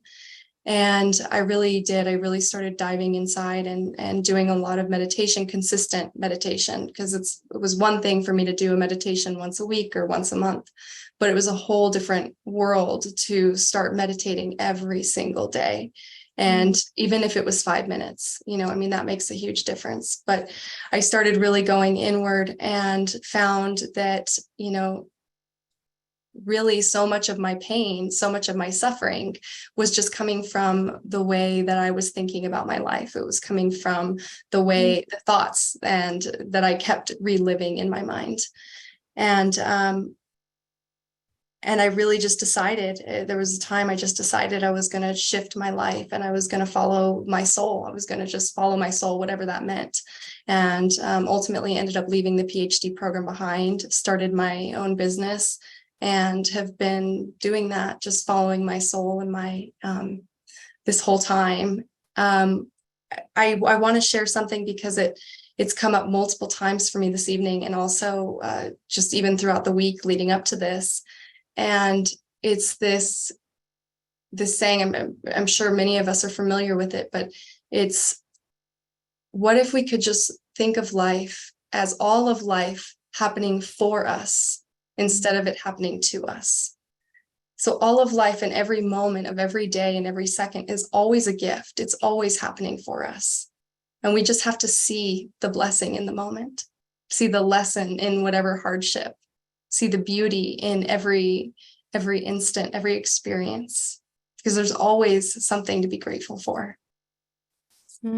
I love that, Khadijah. And I'm actually going to throw in something here that's a technique I personally use. Is I don't know about any of you, I'm a human. I still get angry. I still get sad. And that's the thing. I think that all of our people, even Mark, who was with us earlier, I've talked to Deepak and many other thought leaders about this. It's rare that you become perfect. It's not about being perfect. It's about being okay with the messiness, being okay with the hurt and the pain and the sadness, and just having tools to be able to move when we're in that place of despair or sorrow or heartache. How can we move out of it? And when you mentioned gratitude and appreciation, for me, one thing I do, Khadijah, is that I love to list 100 things I'm grateful for. If I notice I'm being reactive or judgmental, and my husband knows this and will call me out on it as well, I will sit down and I will not stand up until I've listed 100 things I'm grateful for, because you cannot be in a space of gratitude and anger at the same time, right? Yeah, that's very beautiful. When, gratitude, it can always bring us back to our center, and there's always something to be grateful for, even when it's a hard emotion to find. I mean, I'll find myself even in those moments going, okay, I just know I need to focus on gratitude, and then I'll kind of feel like I'm reaching too hard, and it almost takes away. So what I do instead is I actually go back to a prior moment that I've already felt gratitude, and I just really put myself back in that moment of, oh, I just felt this yesterday. I'm going to go back to that feeling, and that elicits it and pulls it right up for me, because it's not, instead of trying to find something in the midst of the chaos, I just go back to a memory of something that was just there in that, a day before or a couple days before. I think that's so brilliant. And for any of you who have ever studied HeartMath, who of course partners with us on all of these wonderful pulses and often on the Awakening World, that's a HeartMath technique. It's a Joe Dispenza thing, is to connect in whenever we're trying, I don't even want to use the word trying, whenever we're connecting or manifesting our heart, our soul's deepest desires, when we match that and pair that with an elevated emotion, gratitude, kindness, love, compassion, that's how we're able to make things manifest in the world, right, Khadijah? Yeah, absolutely. And I love that you even said that, because that's really is my focus, and especially where I'm living right now and have been for some time. Something you mentioned about your own journey, even with working with Mark, and that moment that you had, and you just heard him in your mind saying, stop it, redirect. that to me is so profound, because that comes in where you have to just stop the train you're on, stop it, get off that train, get onto another one, and go on the other one, and really focus on what it feels like to be on this new train. And that's just that whole thing, stop and redirect. And it's just so beautiful, and it takes practice, and we're all human. Yeah, I totally get that, Khadijah. And so what is another thing? It sounds like meditation is integral part of your practice and mine as well. It's been 10 years for me. I haven't missed a day of meditation. And, it changes things. When we meditate, we just have this greater capacity for being, whatever sort of being you want to be. But we have, what I would say, Khadijah, for me, when I meditate, it gives me access to choose the train. That's the thing, is you have more access to be able to choose the train rather than react to the train or whatever tracks it's on. Are there any other techniques like that you would recommend to hurt less and live more? Oh man, I mean, there's so many. So I love meditation. It's always my, go-to, and some of them have been mentioned here, getting out into nature, Reiki. I think Reiki is so powerful. For me, I've been going through my own Reiki training, and doing self Reiki has been so healing. Just being able to connect with your own energy in that way. I also really just want to bring this up, and that's knowing what you're healing for. I think that's an important thing to remember or to think about. I think for a long time, I was focused so much on healing for my children and my husband and the world, so I could be of greater service. And those are all noble endeavors, and they're very beautiful things to heal for. And the moment I decided to heal for myself was a game changer, and it was life changing. And then when you decide that, those little tools, the perfect ones for you, whatever those modalities are going to come straight to you, because you're no longer trying to do it for something else. You're doing it specifically for you, and your perfect guides and teachers and tools are going to show up right at your doorstep. That's so beautiful. It's so tempting. I think so many of us try to please others, and we want to be a good wife, a good sister, a good daughter, a good parent.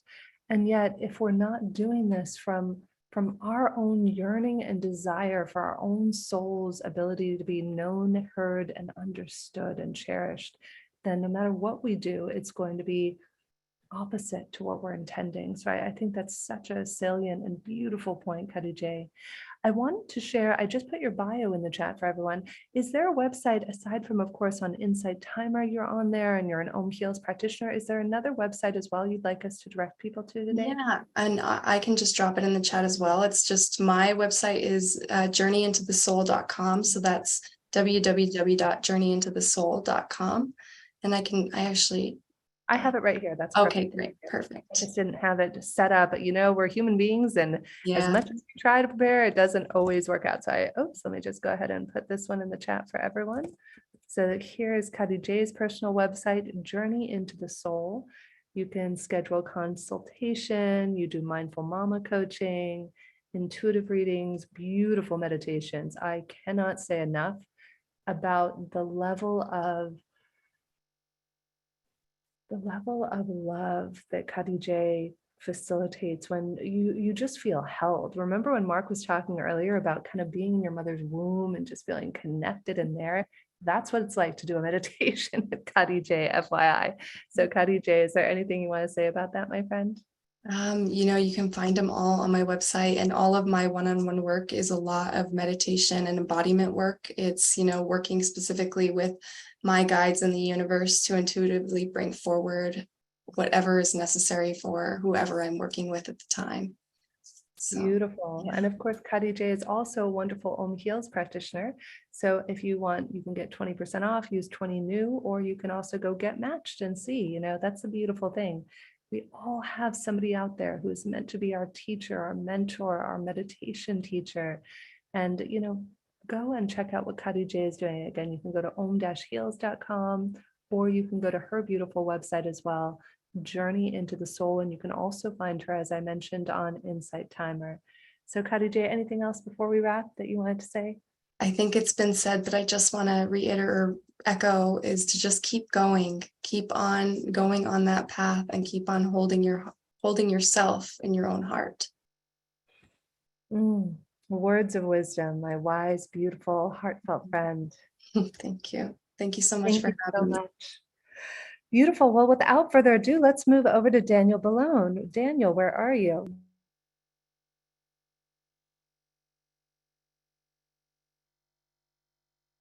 Oh, Moshe, do you see Daniel? I was so engrossed in it, I kind of lost track of where. No, he needs to turn his camera on and stuff. He's disappeared. Ah, there he is. Okay, Daniel, are you still with us, my friend? We hope you're still here. If not, we can go straight into Lisa Tahir. Oh, there's Dan. No, I don't think he's ready yet. Okay, so if he is not ready, then we can go over to, let's see here. So Daniel, whenever you're ready, go ahead and just turn your camera back on, and then we'll do a nice little musical interlude. And while we're waiting for Daniel to rejoin us, Lisa, my friend, are you ready to join us now? Is now good. There is the beautiful Lisa Tahir. Okay, wonderful. So Lisa Tahir, oh my gosh, what can I say about Lisa? I just love and adore Lisa. We connected probably, it was through our mutual friend Nina, right? Nina Kaiser, who connected us. So shout out to Nina, who is one of the best publicists in the world.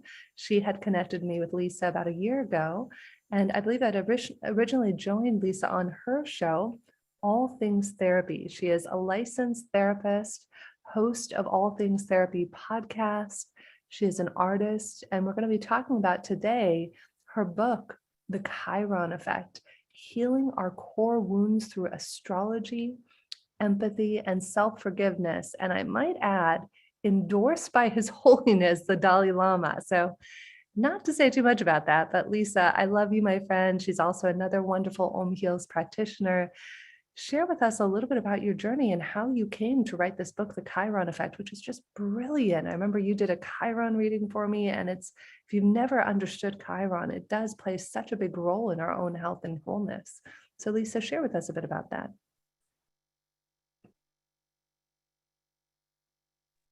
Jen, thank you so much for that introduction. And everyone, hello. I am delighted to be here with you.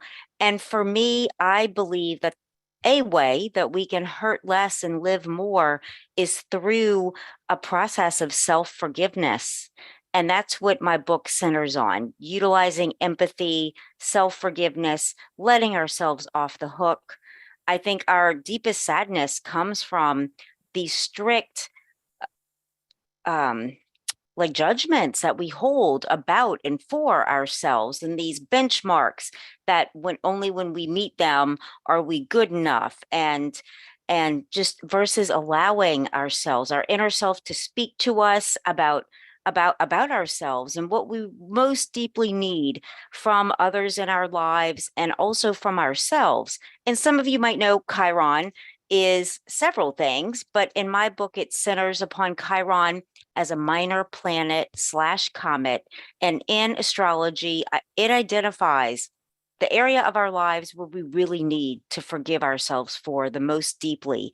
And it can look like things like Chiron in the sign of Aries, having to do with a wounding in our value and worth, versus Chiron in the sign of Cancer, which speaks to a wounding by abandonment.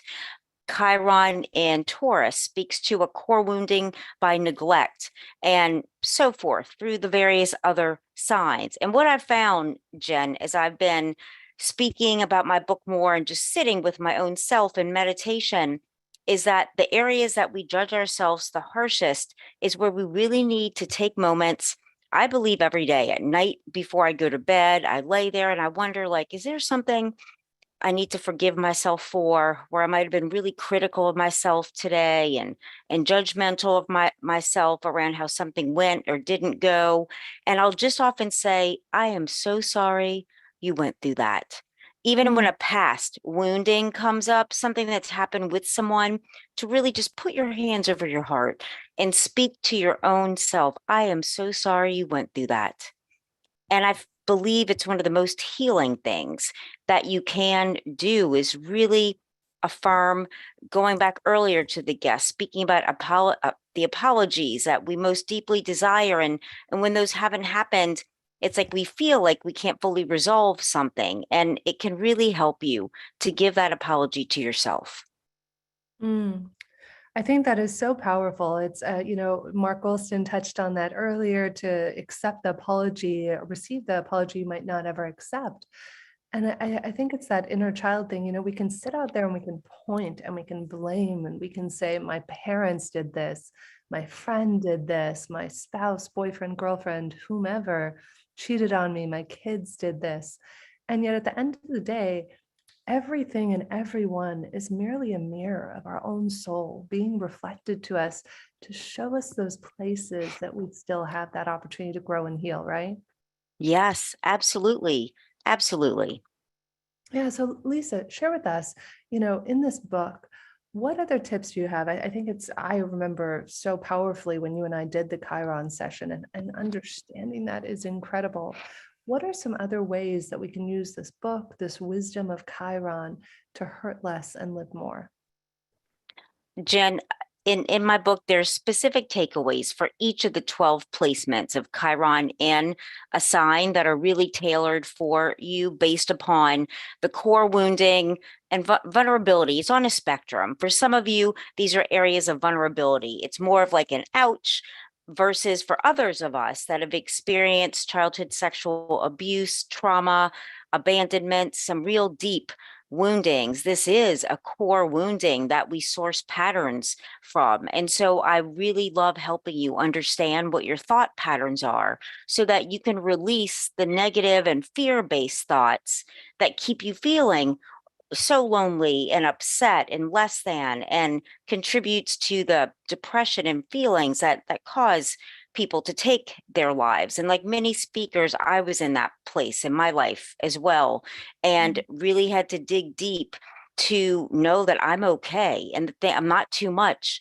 or too intense, or things that people told me in a critical way. I think it's really through loving and approving of ourselves, understanding ourselves, because we do make sense to our own minds based on the lives that we've lived. And to further help people with this, Jen, I've started on my Instagram every morning, Monday through Friday. I meditate with you. I just get out of bed, I grab my coffee, I have on my pajamas, often cat pajamas, my kitty cats are sometime on my lap, and I just turn the camera on and I share with you the way that I've meditated and prayed and invoked and activated. I call it meditate and activate. So I welcome anyone interested. My NOLA therapy, NOLA therapy. It stands for New Orleans, Los Angeles therapy, the two places I live.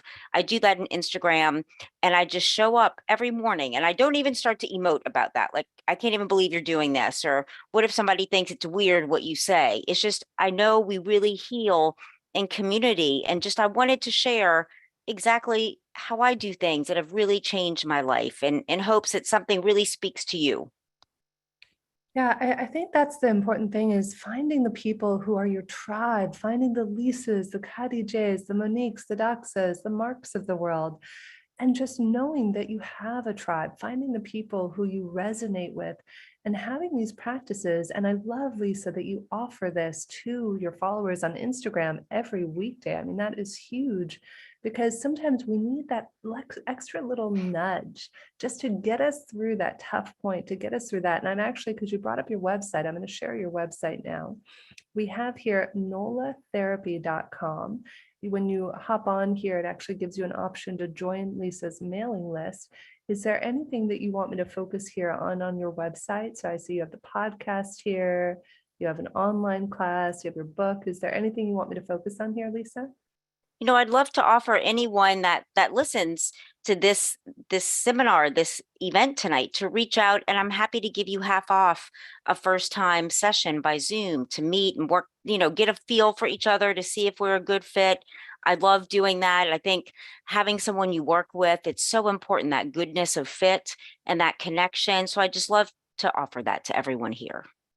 Beautiful. And just to highlight some of the things that Lisa focuses on: PTSD, addiction, adjustment issues, self-esteem, body image. I know what that's like. I was bulimic from 15 to 25, LGBTQI. So please do reach out to Lisa as a resource for all of that. Again, she's a wonderful practitioner here on Om Heals. So you can also find her on the Om-Heals website. Lisa, any other closing thoughts, my friend? Is there anything else that you'd like to share with the community about how we can all utilize your wisdom, the wisdom of your beautiful podcasts, these meditations that you're offering to hurt less and live more? Thank you, Jen. I'd love if everyone could just put both hands over your heart and close your eyes for just a moment and breathe into this statement, make it your own, that I am the very most important person in the universe. And so is the person next to me. And to just feel into the vibration, that the thoughts that will surface for you to every day reflect upon that and see how it starts to inspire you to show up differently for yourself and those around you. Beautiful. Thank you, Lisa. Well, I love and cherish you, my friend. Can't wait to I give you a love you hug too. I'm in New Orleans or LA. Such a pleasure to see you, Lisa. And I'll put her bio and websites once more in the chat for everyone. And we have our beautiful and extraordinary musical guest, Daniel Bellone, who is back with us. So we'll do a nice little musical interlude before our final two talks. I'll be sharing a little bit, as well as Cheryl from Japa.health. So let's see here. Where did Daniel go? Omashar, do you see Daniel? I had him. Ah, there you are, my friend. I'm going to go here, add your beautiful spotlight. And Daniel, again, we have Daniel Bellone, who is with us, who is spiritual teacher, mantra singer. I'll put his bio in the chat again, so everybody has access to his website. And Daniel, my friend, take us through our second to last musical interlude of the night. Over to you. I feel like in my journey, like many of you who have been sharing all these difficulties and ups and downs, I found mantras to be an energizing act that totally tunes my mind into a state of meditation. And this helps me when I need to meditate with community, with others. And it's hard for me to maybe just move into this passive mode of just observing what's happening inside. It's actually taking a step forward to tune our minds into a state of harmony. And that is the beauty of Sanskrit, because it's a language that from the very foundation establishes the relationship between sound and consciousness. And it's the most powerful creative tool that we have, the voice, to actually manifest our inner state of consciousness. We do it regularly every day with the words that we choose to share with others, with the thoughts that we entertain. But what if we could use the most auspicious words in the most difficult times to enter a state of insight, to enter a state of receptiveness? I think that's what drew me into the mantras. I was a non-believer because I just didn't know them. And when I heard my first mantra, I had a mystical experience for the first time. It took me a while to name it because it was something different that I knew. It was happening to the mind. It was not happening in the mind. So that was my lead into a 15-year journey living in India, side by side with monks who were basically using these powerful words to lift consciousness of humanity. So in this tone, I would like to share with you a mantra for Goddess Saraswati. And these gods and goddesses don't live out there as separate beings. They just represent states of consciousness that we can access within. And Saraswati represents a state of inspiration, which is the most magnificent force of motivation. So if you are struggling because you feel lost, then motivation is a great remedy. Because when you feel inspired, when you feel passionate about something, then there's an energy that drives you forward, that brings that curiosity, that allows you to take the next step forward. So I would like to invoke that energy into our lives right now so that we can connect with the most subtle energy of creativity and allow that spark to grow and to be nurtured within so that we can find that next step in our lives to become happier, to find a deeper harmony, to get in touch with ourselves, and to share the best of who we are with the world.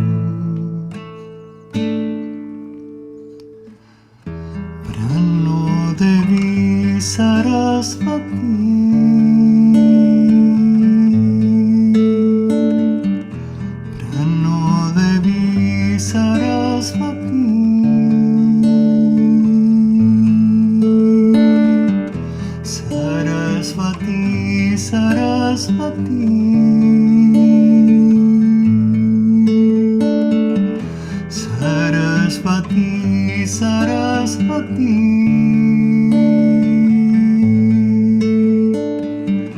Prano Devi Saraswati, Vajivir Vajinivati, Dinam Avitriyavatu, Bhakdevi Swaha.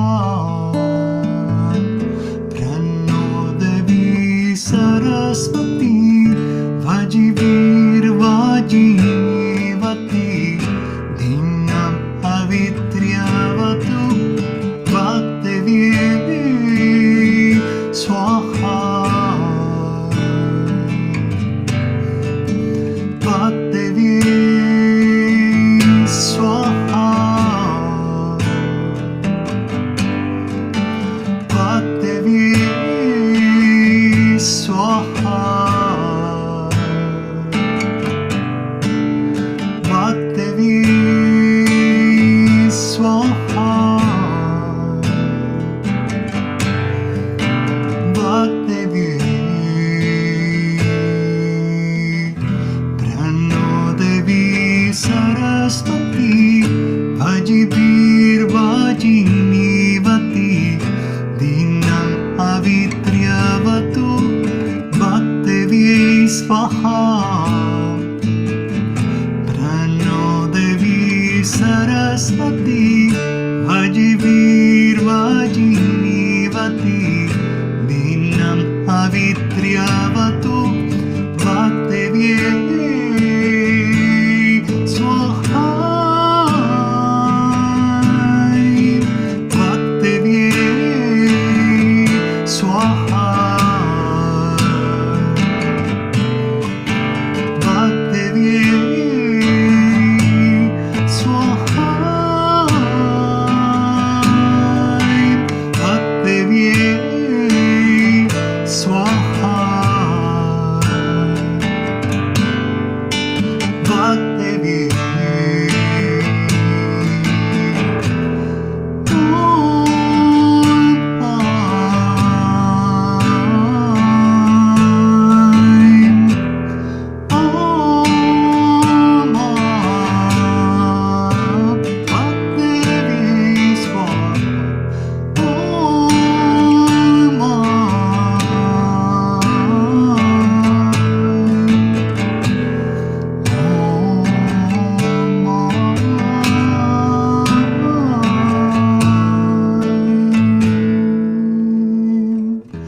Prano Devi Saraswati, Prano Devi Saraswati, Saraswati, Saraswati, Saraswati, Saraswati.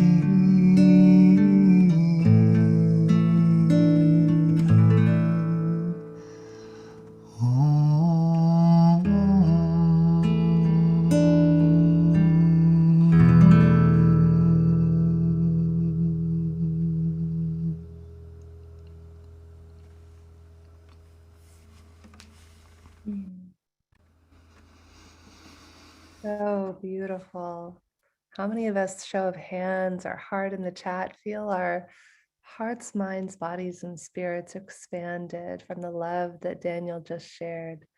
People are clapping, saying it stirs their souls. Daniel, thank you so much, my friend. You give so much through your music. You really do. You give your heart and you give your soul, and it is such a pleasure to have you with us again for another Awakening World show. Any closing thoughts from you, Daniel? And while you do, I'll go ahead and pull up your website one more time for everyone.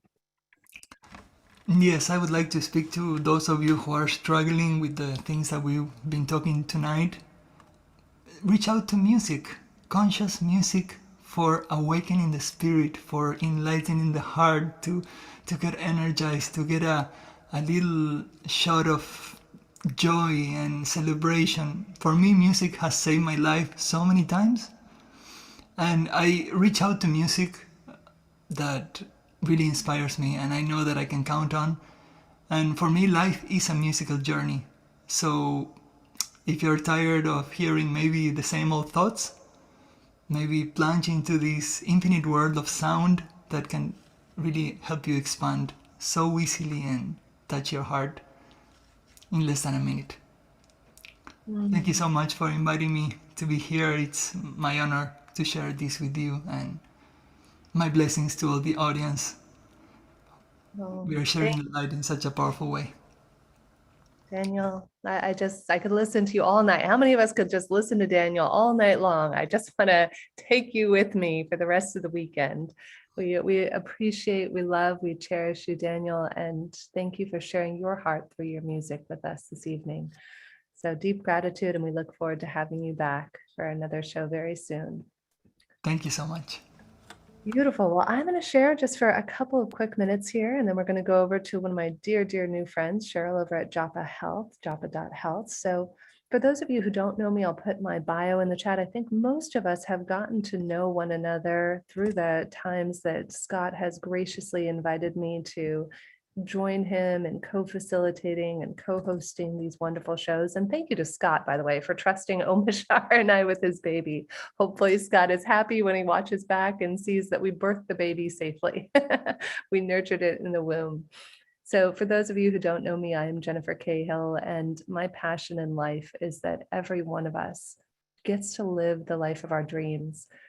I had the honor and privilege a few weeks ago. I used to own a legal recruiting company many years ago and had a podcast called Get Yourself the Job, and help tens of thousands of job seekers around the world find their dream jobs. And there were these scholarship students who my friend asked me to do a talk for. And I forgot about this quote that came to me that used to be my favorite quote to open talks around finding your dreams and your passion. And it was a quote by, I believe it's Howard Thurman, who says, "Don't ask yourself what the world needs. Ask yourself what makes you come alive, and then go and do that. Because what this world needs is people who have come alive."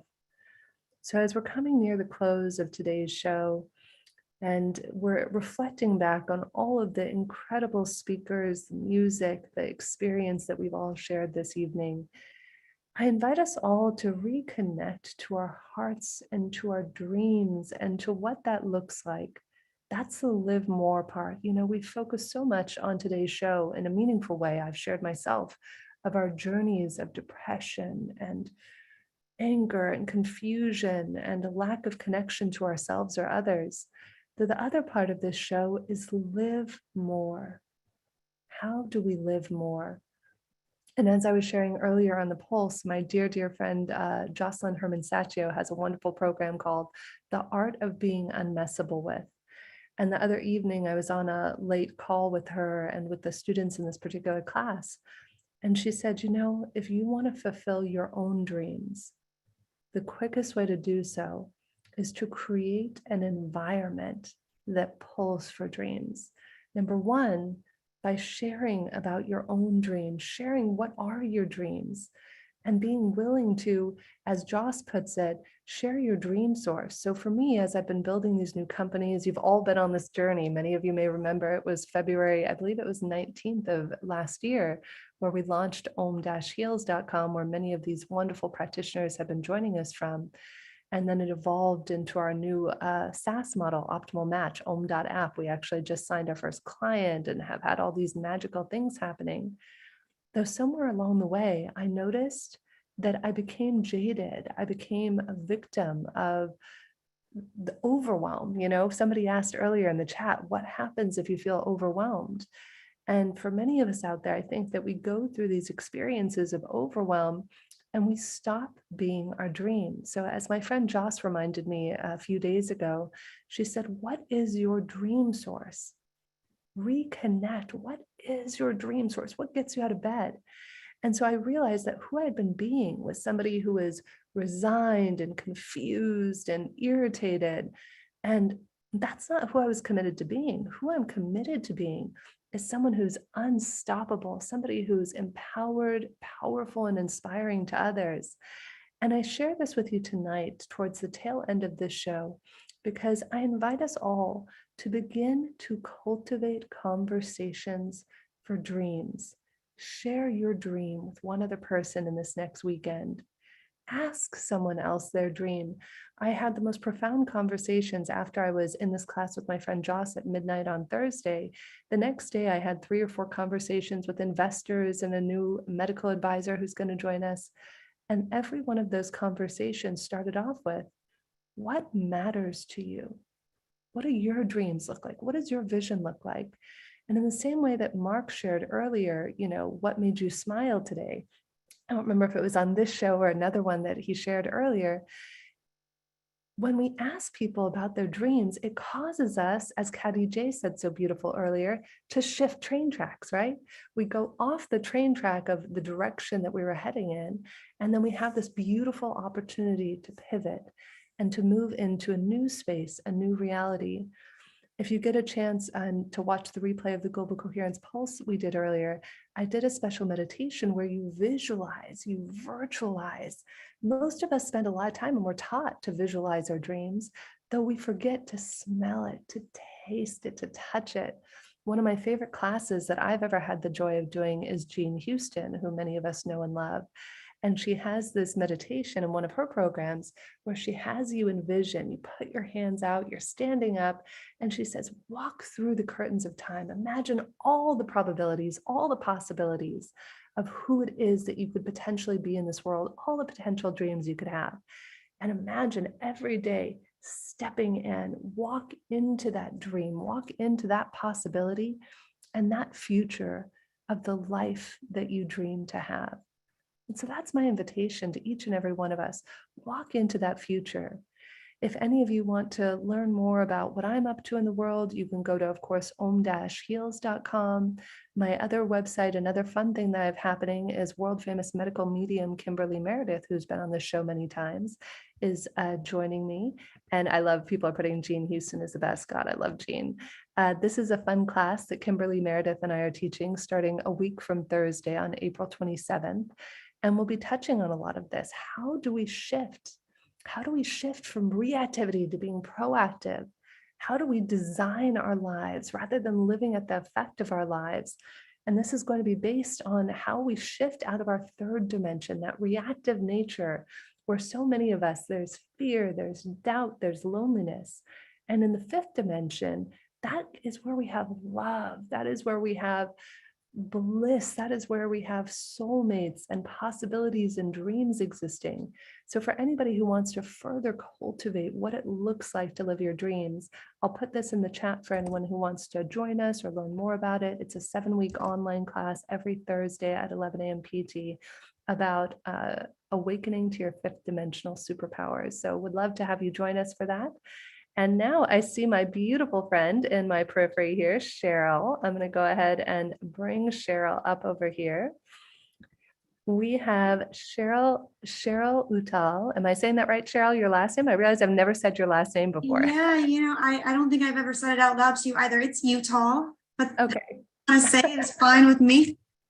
Perfect. I love that. And so Cheryl and I, my gosh, we got connected through another amazing man who we should have on this show, Bruce. We really Crowder. should. Yeah.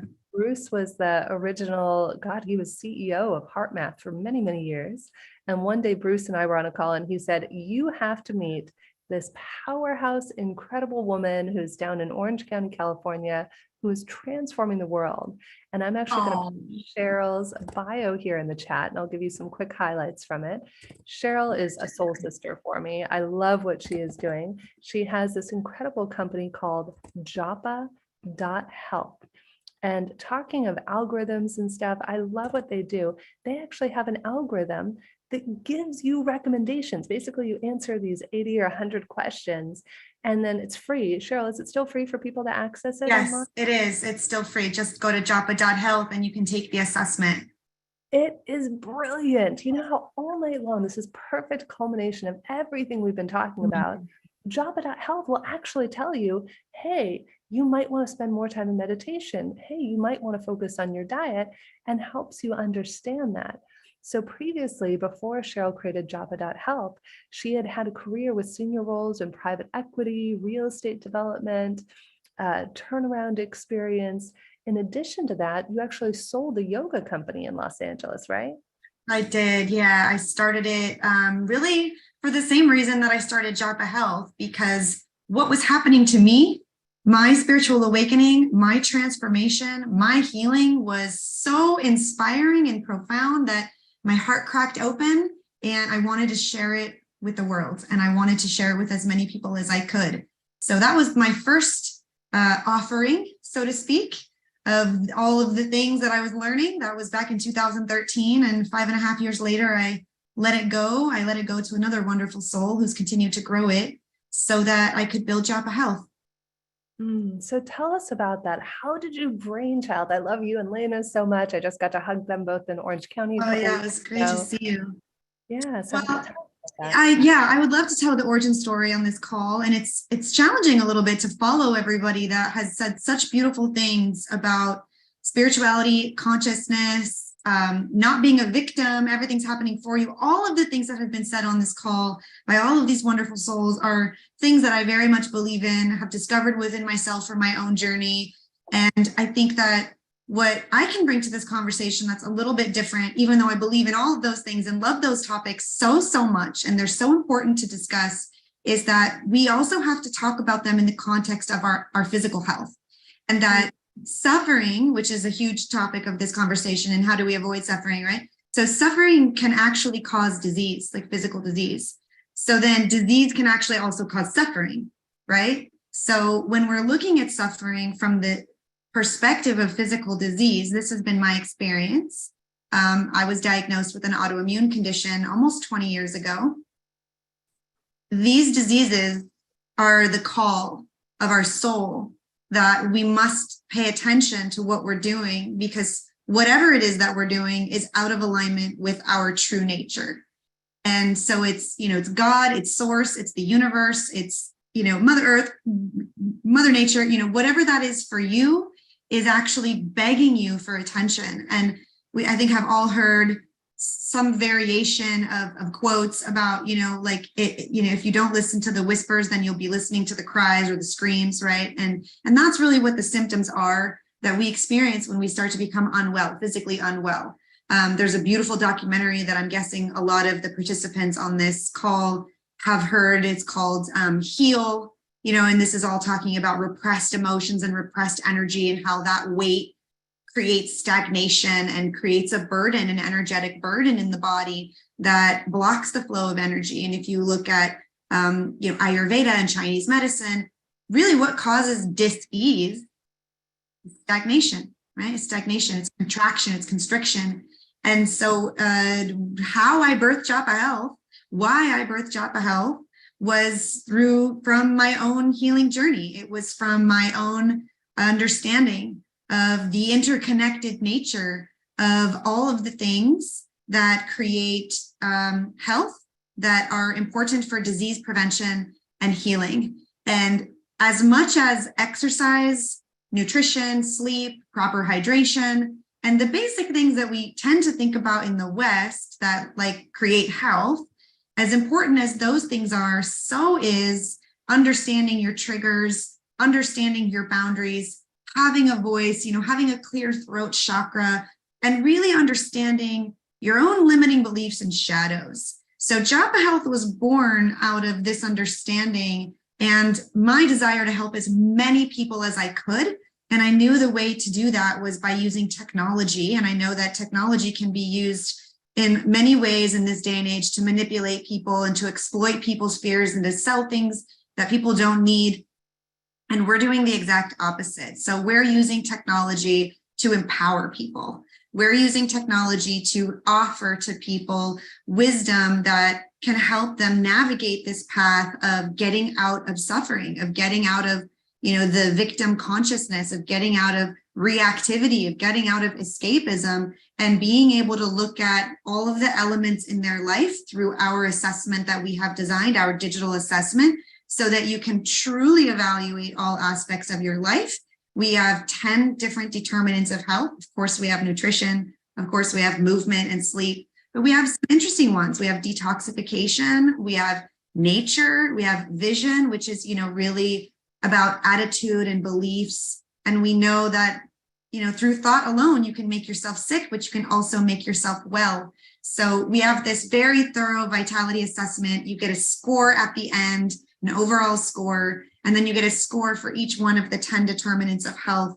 And we've just raised last year $1,245,000. We're fundraising again to take this platform to more people, to add more features so that we can help people really truly navigate their own personal unique journey. And that's Japa Health. And I really truly believe that not only have I done it, but there's a lot of other examples in the world of people who've been able to put their physical dis-ease into remission, that they've been able to actually heal, they've been able to actually take their power back, and that the process of spiritual awakening and the process of healing from disease are one and the same. That is my personal belief. I think that there's probably a lot of people that were invited to participate in this call that would agree, right? And especially with my experience, which is autoimmune, which 50 million Americans suffer from, it's the body's inability to distinguish self from non-self. From the immune system is incapable of differentiating that.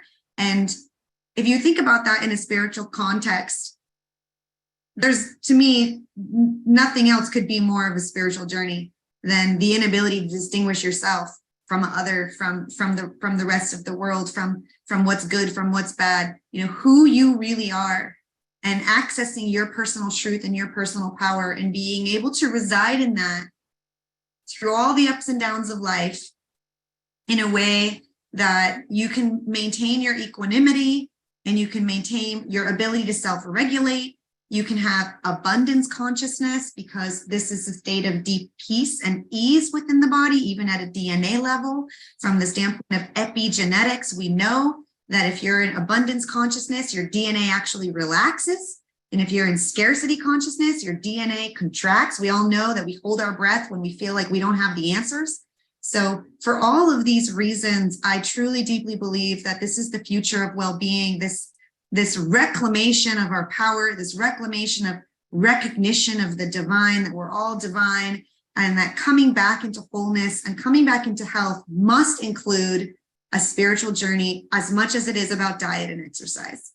And with Japa Health, we just take you down a path of awareness of what are all the modalities, who are all the healers, what are all the products that can help you navigate this very important journey of spiritual awakening, spiritual growth, and having true optimal health. And that's Japa. I love that, Cheryl. And it really is on point. I wish I had my results up right now to share with you. It's just so powerful when you go through this. I remember growing up in a small town in San Diego, I didn't know how to eat healthy. And it's only been, you give great tips on that, or things like breathing or toxins. I think that was one thing that I remember being really surprised by when I got my assessment results back, was something about toxins in the environment or cleaning supplies. It was something like that. And I was like, I didn't even know. It's like Jennifer had no idea about that. Yeah, and that's the thing. It's like asking the right questions is just such a great place to start. When you talked about overwhelm, that's what Japa really solves for. Is, we're all overwhelmed, I think, a little bit in some capacity in this age of information of, what do I choose? Where do I go? What's the right thing for me? There's so many different beautiful modalities, and there's no one right or wrong. They all have benefits. And I like to say that there's no right way to practice. There's just only one true self to find. So however you get there, whether you're a heart math practitioner, or you're a TM practitioner, or you like Tai Chi, or you're Hatha yoga, or, there's so many beautiful disciplines that can bring you into contact with your personal truth, with that heart-brain coherence that helps us find that perfect frequency that feels so good and brings us into health. Everybody's going to find a different way to get there. And what we want to do is aggregate all of this information in one place so that it feels less overwhelming. It was overwhelming for me. It was like, oh my God. It is. It's like Starbucks. It's like Yeah, Starbucks. yeah. There's like 500 things. You can have a venti. I don't even go to Starbucks. I You think can have it's a like small, Cheesecake Factory, large. right? It's like Cheesecake Factory. It's like too many choices on the menu, you know? Yeah, and so, you know, I was traumatized. I had anxiety, I had depression, I had, you know, self-esteem, body image issues. I went through a difficult divorce too. I went through a horrible bankruptcy. I lost everything. And I had this autoimmune disease. And it was like, you know, in hindsight, it was my dark night of the soul that was really the calling for me to look at my life and how I was living my life on all levels. But that process was like many, many years that it took me. And if I can accelerate that and simplify that for, you know, even one person, then I've achieved my purpose, right? But of course, my intention is to help as many people as possible, which is why doing this through technology and automating this assessment and creating a marketplace of resources, you know, really just lights me up so much, because I hate that people are suffering. I mean, the whole intention of this call is to talk about, you know, how do we end suffering really, right? How do we identify what's the cause of our suffering? How do we navigate the process? And I think all the people that have joined share that same calling, right? To help others, to be of service, to really just give back to the world. We know that rising tide lifts all ships, right? So if we can be that energetic tide and just really help lift everybody up, then, you know, we all win. Huge. I love that. Well, I'm going to pull up your website now. And I know one of our people, Laura, already hopped on it and loved it. Carol mentioned she's in El Salvador. We have people from around the world who join us. Is it available to people outside the US? Because she said she noticed with the phone number thing. That's right. That's right. Yeah. Thank you so much for bringing that up. So there is a workaround. Right now, we are only enabling US domestic phone numbers with our current version. So you can just not put in a phone number or put in a fake phone number. And I believe, hopefully I'm not misspeaking about this, but please try it. I believe that it will email you a one-time password. Yay. Thank you, you guys, for signing up. I believe it will email you a one-time password. But if it doesn't, you can email support@japa.health, and we will put you on our list, on our waiting list for updates when we release new features and we make it available to more geographies. So we just released this a few months ago. We've had close to 400 people sign up and take the assessment. Great. Thank you. Thank you, Carol. And like I mentioned before, you know, fundraising for a project like this is not easy. Jennifer and I and my team, we talk about it all the time. We do have a crowdfunding campaign open. If you're interested in supporting us, you can go to netcapital.com and search for the Japa Health page. The minimum investment is $99. You can become a shareholder in Japa Health. All the information is there to help us take this to more people. But as we fundraise and as we have more resources, we'll be adding all kinds of features. So yeah, I think you can just. Is this Net Capital? Yeah, that's Net Capital. I think I should have it up on my computer here. I can put it in the chat actually. I think people can go view all offerings. So if you want to put it in the chat too, that's wonderful. Yeah, I'll put it in the chat. And so there's going to be a lot of additional features. So we're going to gamify this. There's going to be rewards and incentives. So one of the, this is not the right page. One of the rewards and incentives is going to be to earn, this isn't a done deal yet, but we're talking to a partner that's going to enable free life insurance, $15,000 worth of life insurance as part of your engagement in your own wellness journey. There'll be other rewards, discounts on products, access to discounted lab tests so that your lab results can also inform the intelligence of your personalized suggestions. So if there's certain things about your physiology that are unique to you, then the suggestion engine that Japa Health has can give you even better recommendations. We will at some point be adding access to providers. Hopefully Japa and OmHeals collaborates. We've been talking about that so that the provider network that Jennifer has created can be included in the Japa recommendations. There you go. Yeah, there's some information there about our fundraise and our team. Of course, Japa.health has information too. So yeah, so that's Japa. Really, I believe that this conversation about trauma and suffering and spirituality really needs to be part of the conversation of the epidemic of things like suicide and obesity and diabetes, and really the human health situation is not good right now, you guys. I think everybody knows, prescription drug use, and I don't even have to go into the statistics. It's not good. And disconnection from ourselves is really the root cause of all of this. The first sign of disease is not the weight gain, it's not the diabetes, it's lack of connection to ourselves. Right?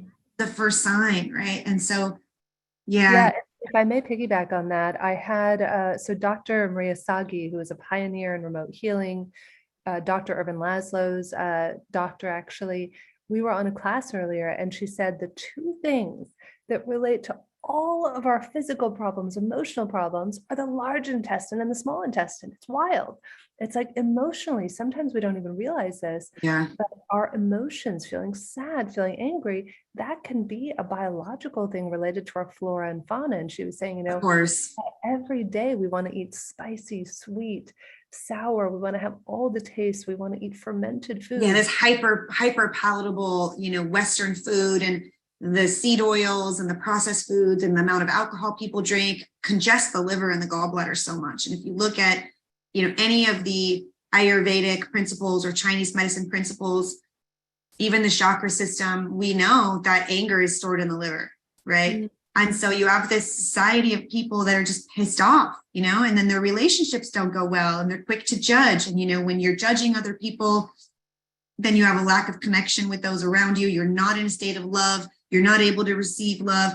And, you can spiral this down out of control, where it's very easy to see how this can lead to disease, right? So like I said, the disease in the body can lead to suffering, and then suffering can lead to disease in the body, right? So understanding the interconnected nature of this is so important. And I'm really honored to be a source of information for the world. I mean, I'm not the only one. Just very, very honored to be part of this conversation and part of this movement of so many beautiful souls that are bringing forward, healing energy and healing wisdom. And I want everybody to win. And my part in this, if it's, one person or a million people, I'm just so honored to be a part of it. Oh, I love you, Cheryl. Give Lena a big hug from me. Well, thank you very much for bringing me on with all of these other amazing people, the music and, the wisdom. Everybody has been absolutely delightful. I'm very honored to be part of this community. Thank you so much. Oh, beautiful. And if I may, it's coming from a place of abundance. Let's all just send a little love. Let's send an intention for Cheryl, for each of us out there, that we all receive the abundance we need. May they be funded with ease and grace. And may each one of you who's tuning in now or listening in the future, my prayer for each one of you is Samecha Lef Lamed. It's the word for prosperity in Kabbalah. It's one of the 72 names of God. May we all have so much abundance that our cups overflow. And as I was reading Deepak's book earlier today, The 7 Spiritual Laws, may we all be able to give one another a gift, whether it's the gift of a smile, the gift of a kind word, the gift of holding a door open for another person. Let us all go out in the world. Let us share. Let us come from cups that overflow, and that we all know we have more than enough to share with every one of us. Thank you, Cheryl. Thank you, everyone. And Omashar, it is time for our final musical interlude and to share about tomorrow's Awakening World show. So thank you, Cheryl. It's such a pleasure to have you here. And thank you to everyone. Thank you, everyone. Thank you, Cheryl. That was specifically awesome. You put the icing on what was already the icing of every presenter tonight. Holy smoke. And thank you. And yes, there's no words. Everything just needs to be filtered through me in my next little while. I just spoke to Scott. He's the Twin Rays are still having questions and answers at their conference. And so they're beaming us love at the same time. And I just want to advertise tomorrow's show, which is the Sacred Heart of Us and Ascension Path of Mary Magdalene. And it's an amazing show with Eden Amador as a co-host, and Christy Michaels, Melissa Sophia Joy, and Chanel Melian and Maui. I'm just going to see if I can do this. Come on, where are you? Oh, well, never mind. There it is. See that? Good. As you can see, I'm really excellent at screen sharing. So anyway, that's tomorrow at 10 a.m. Please join us. And now I am going to sing a little ditty called One Breath. And let's go here. Oh, come on. Sorry, speak for a minute, Jennifer. Of course, my friend. So thank you, everyone. I just love all the comments in the chat. Thank you, Laura, for your acknowledgement. Thank you, Ayada, and all of you. You know, one of the things I have to say, I'm very fortunate to get to facilitate a lot of classes and shows, and I really acknowledge this beautiful community and your participation and the way you all share your hearts, whether it's in the chat or you're dancing. We're just showing up here. Thank you for your participation, your acknowledgement. And Jennifer, thank you for being up at 20 to 5 in Portugal. Who's counting? It's all good. I know, I'm just alerting people that you even are so eloquent at having had no sleep forever. So, no, I took naps. That's the thing. I honored myself after the Global Coherence Pulse, 10 p.m., went to bed for 3 hours, woke up, meditated, prayed, and then began this. So that's the secret. So I'll play this little ditty and then we can all say goodbye. I don't know how many of our presenters are still with us, but let's see what happens. Oh, we just lost your audio, Omashar. Yes. There we Changing go. audio. So, okay.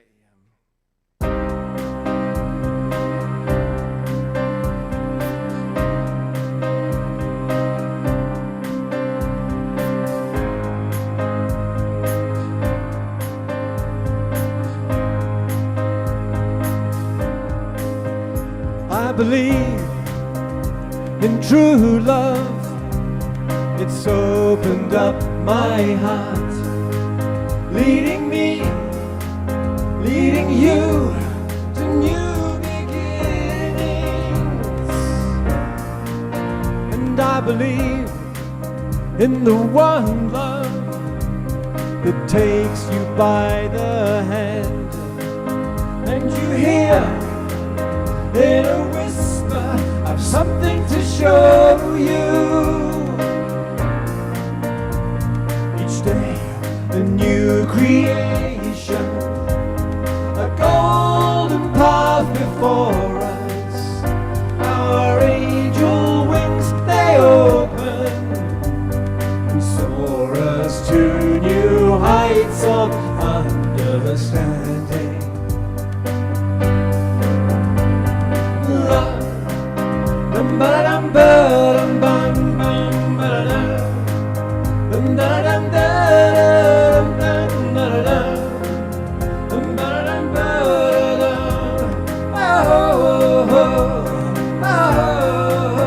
And I believe in the one voice, the spirit of our land, blowing me, blowing you home to forever. And I perceive, not so far away, a world that breathes as one. So I live for today and no more tomorrows. Each day a new creation, golden path before us. Our angel wings, they open and soar us to new heights of understanding. There's a la la bit. Here we go. La la la la la la la la la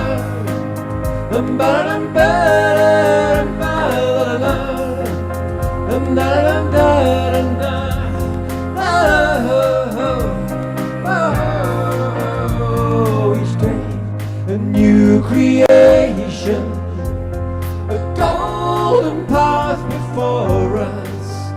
Our angel wings, they open and soar us to new heights of understanding. One more time. La, dum ba dum ba dum ba dum ba dum ba dum ba dum ba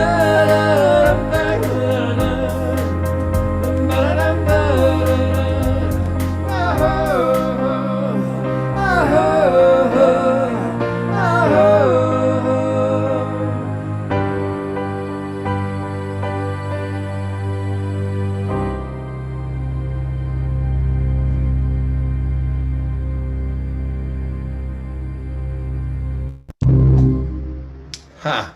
Psh. Let's send some love to Omashar. Omashar, love to us Daniel, all. Mark, Lisa, Doxa, Monique, everybody, Kadi J, Cheryl, everyone who is with us today. Thank you, thank you, thank you to all. Yes, thank us all. I don't know how many are still here. It's the three of us. Just And the three Cheryl of is us. still here too, I think. Put Cheryl on. So much love, everyone. Thank you, thank you, thank Yes. you. I know we had many of our presenters on the East Coast, so I know it was late for them. Thank you to everyone for staying up late wherever you're tuning in from. And just deep gratitude. Thank you from the bottom of our hearts. You are a gift. And just remember, if you ever feel alone, you are loved, you are cherished, and you are accepted. And if nobody tells you that, remember to tell it to yourself. Yes. Thank Much you. love. And we shall see you tomorrow at 10 a.m. if you'd like to, Pacific time. Love you all. All right, everyone. Have a beautiful evening. I'm off for a third bedtime. Have a good one.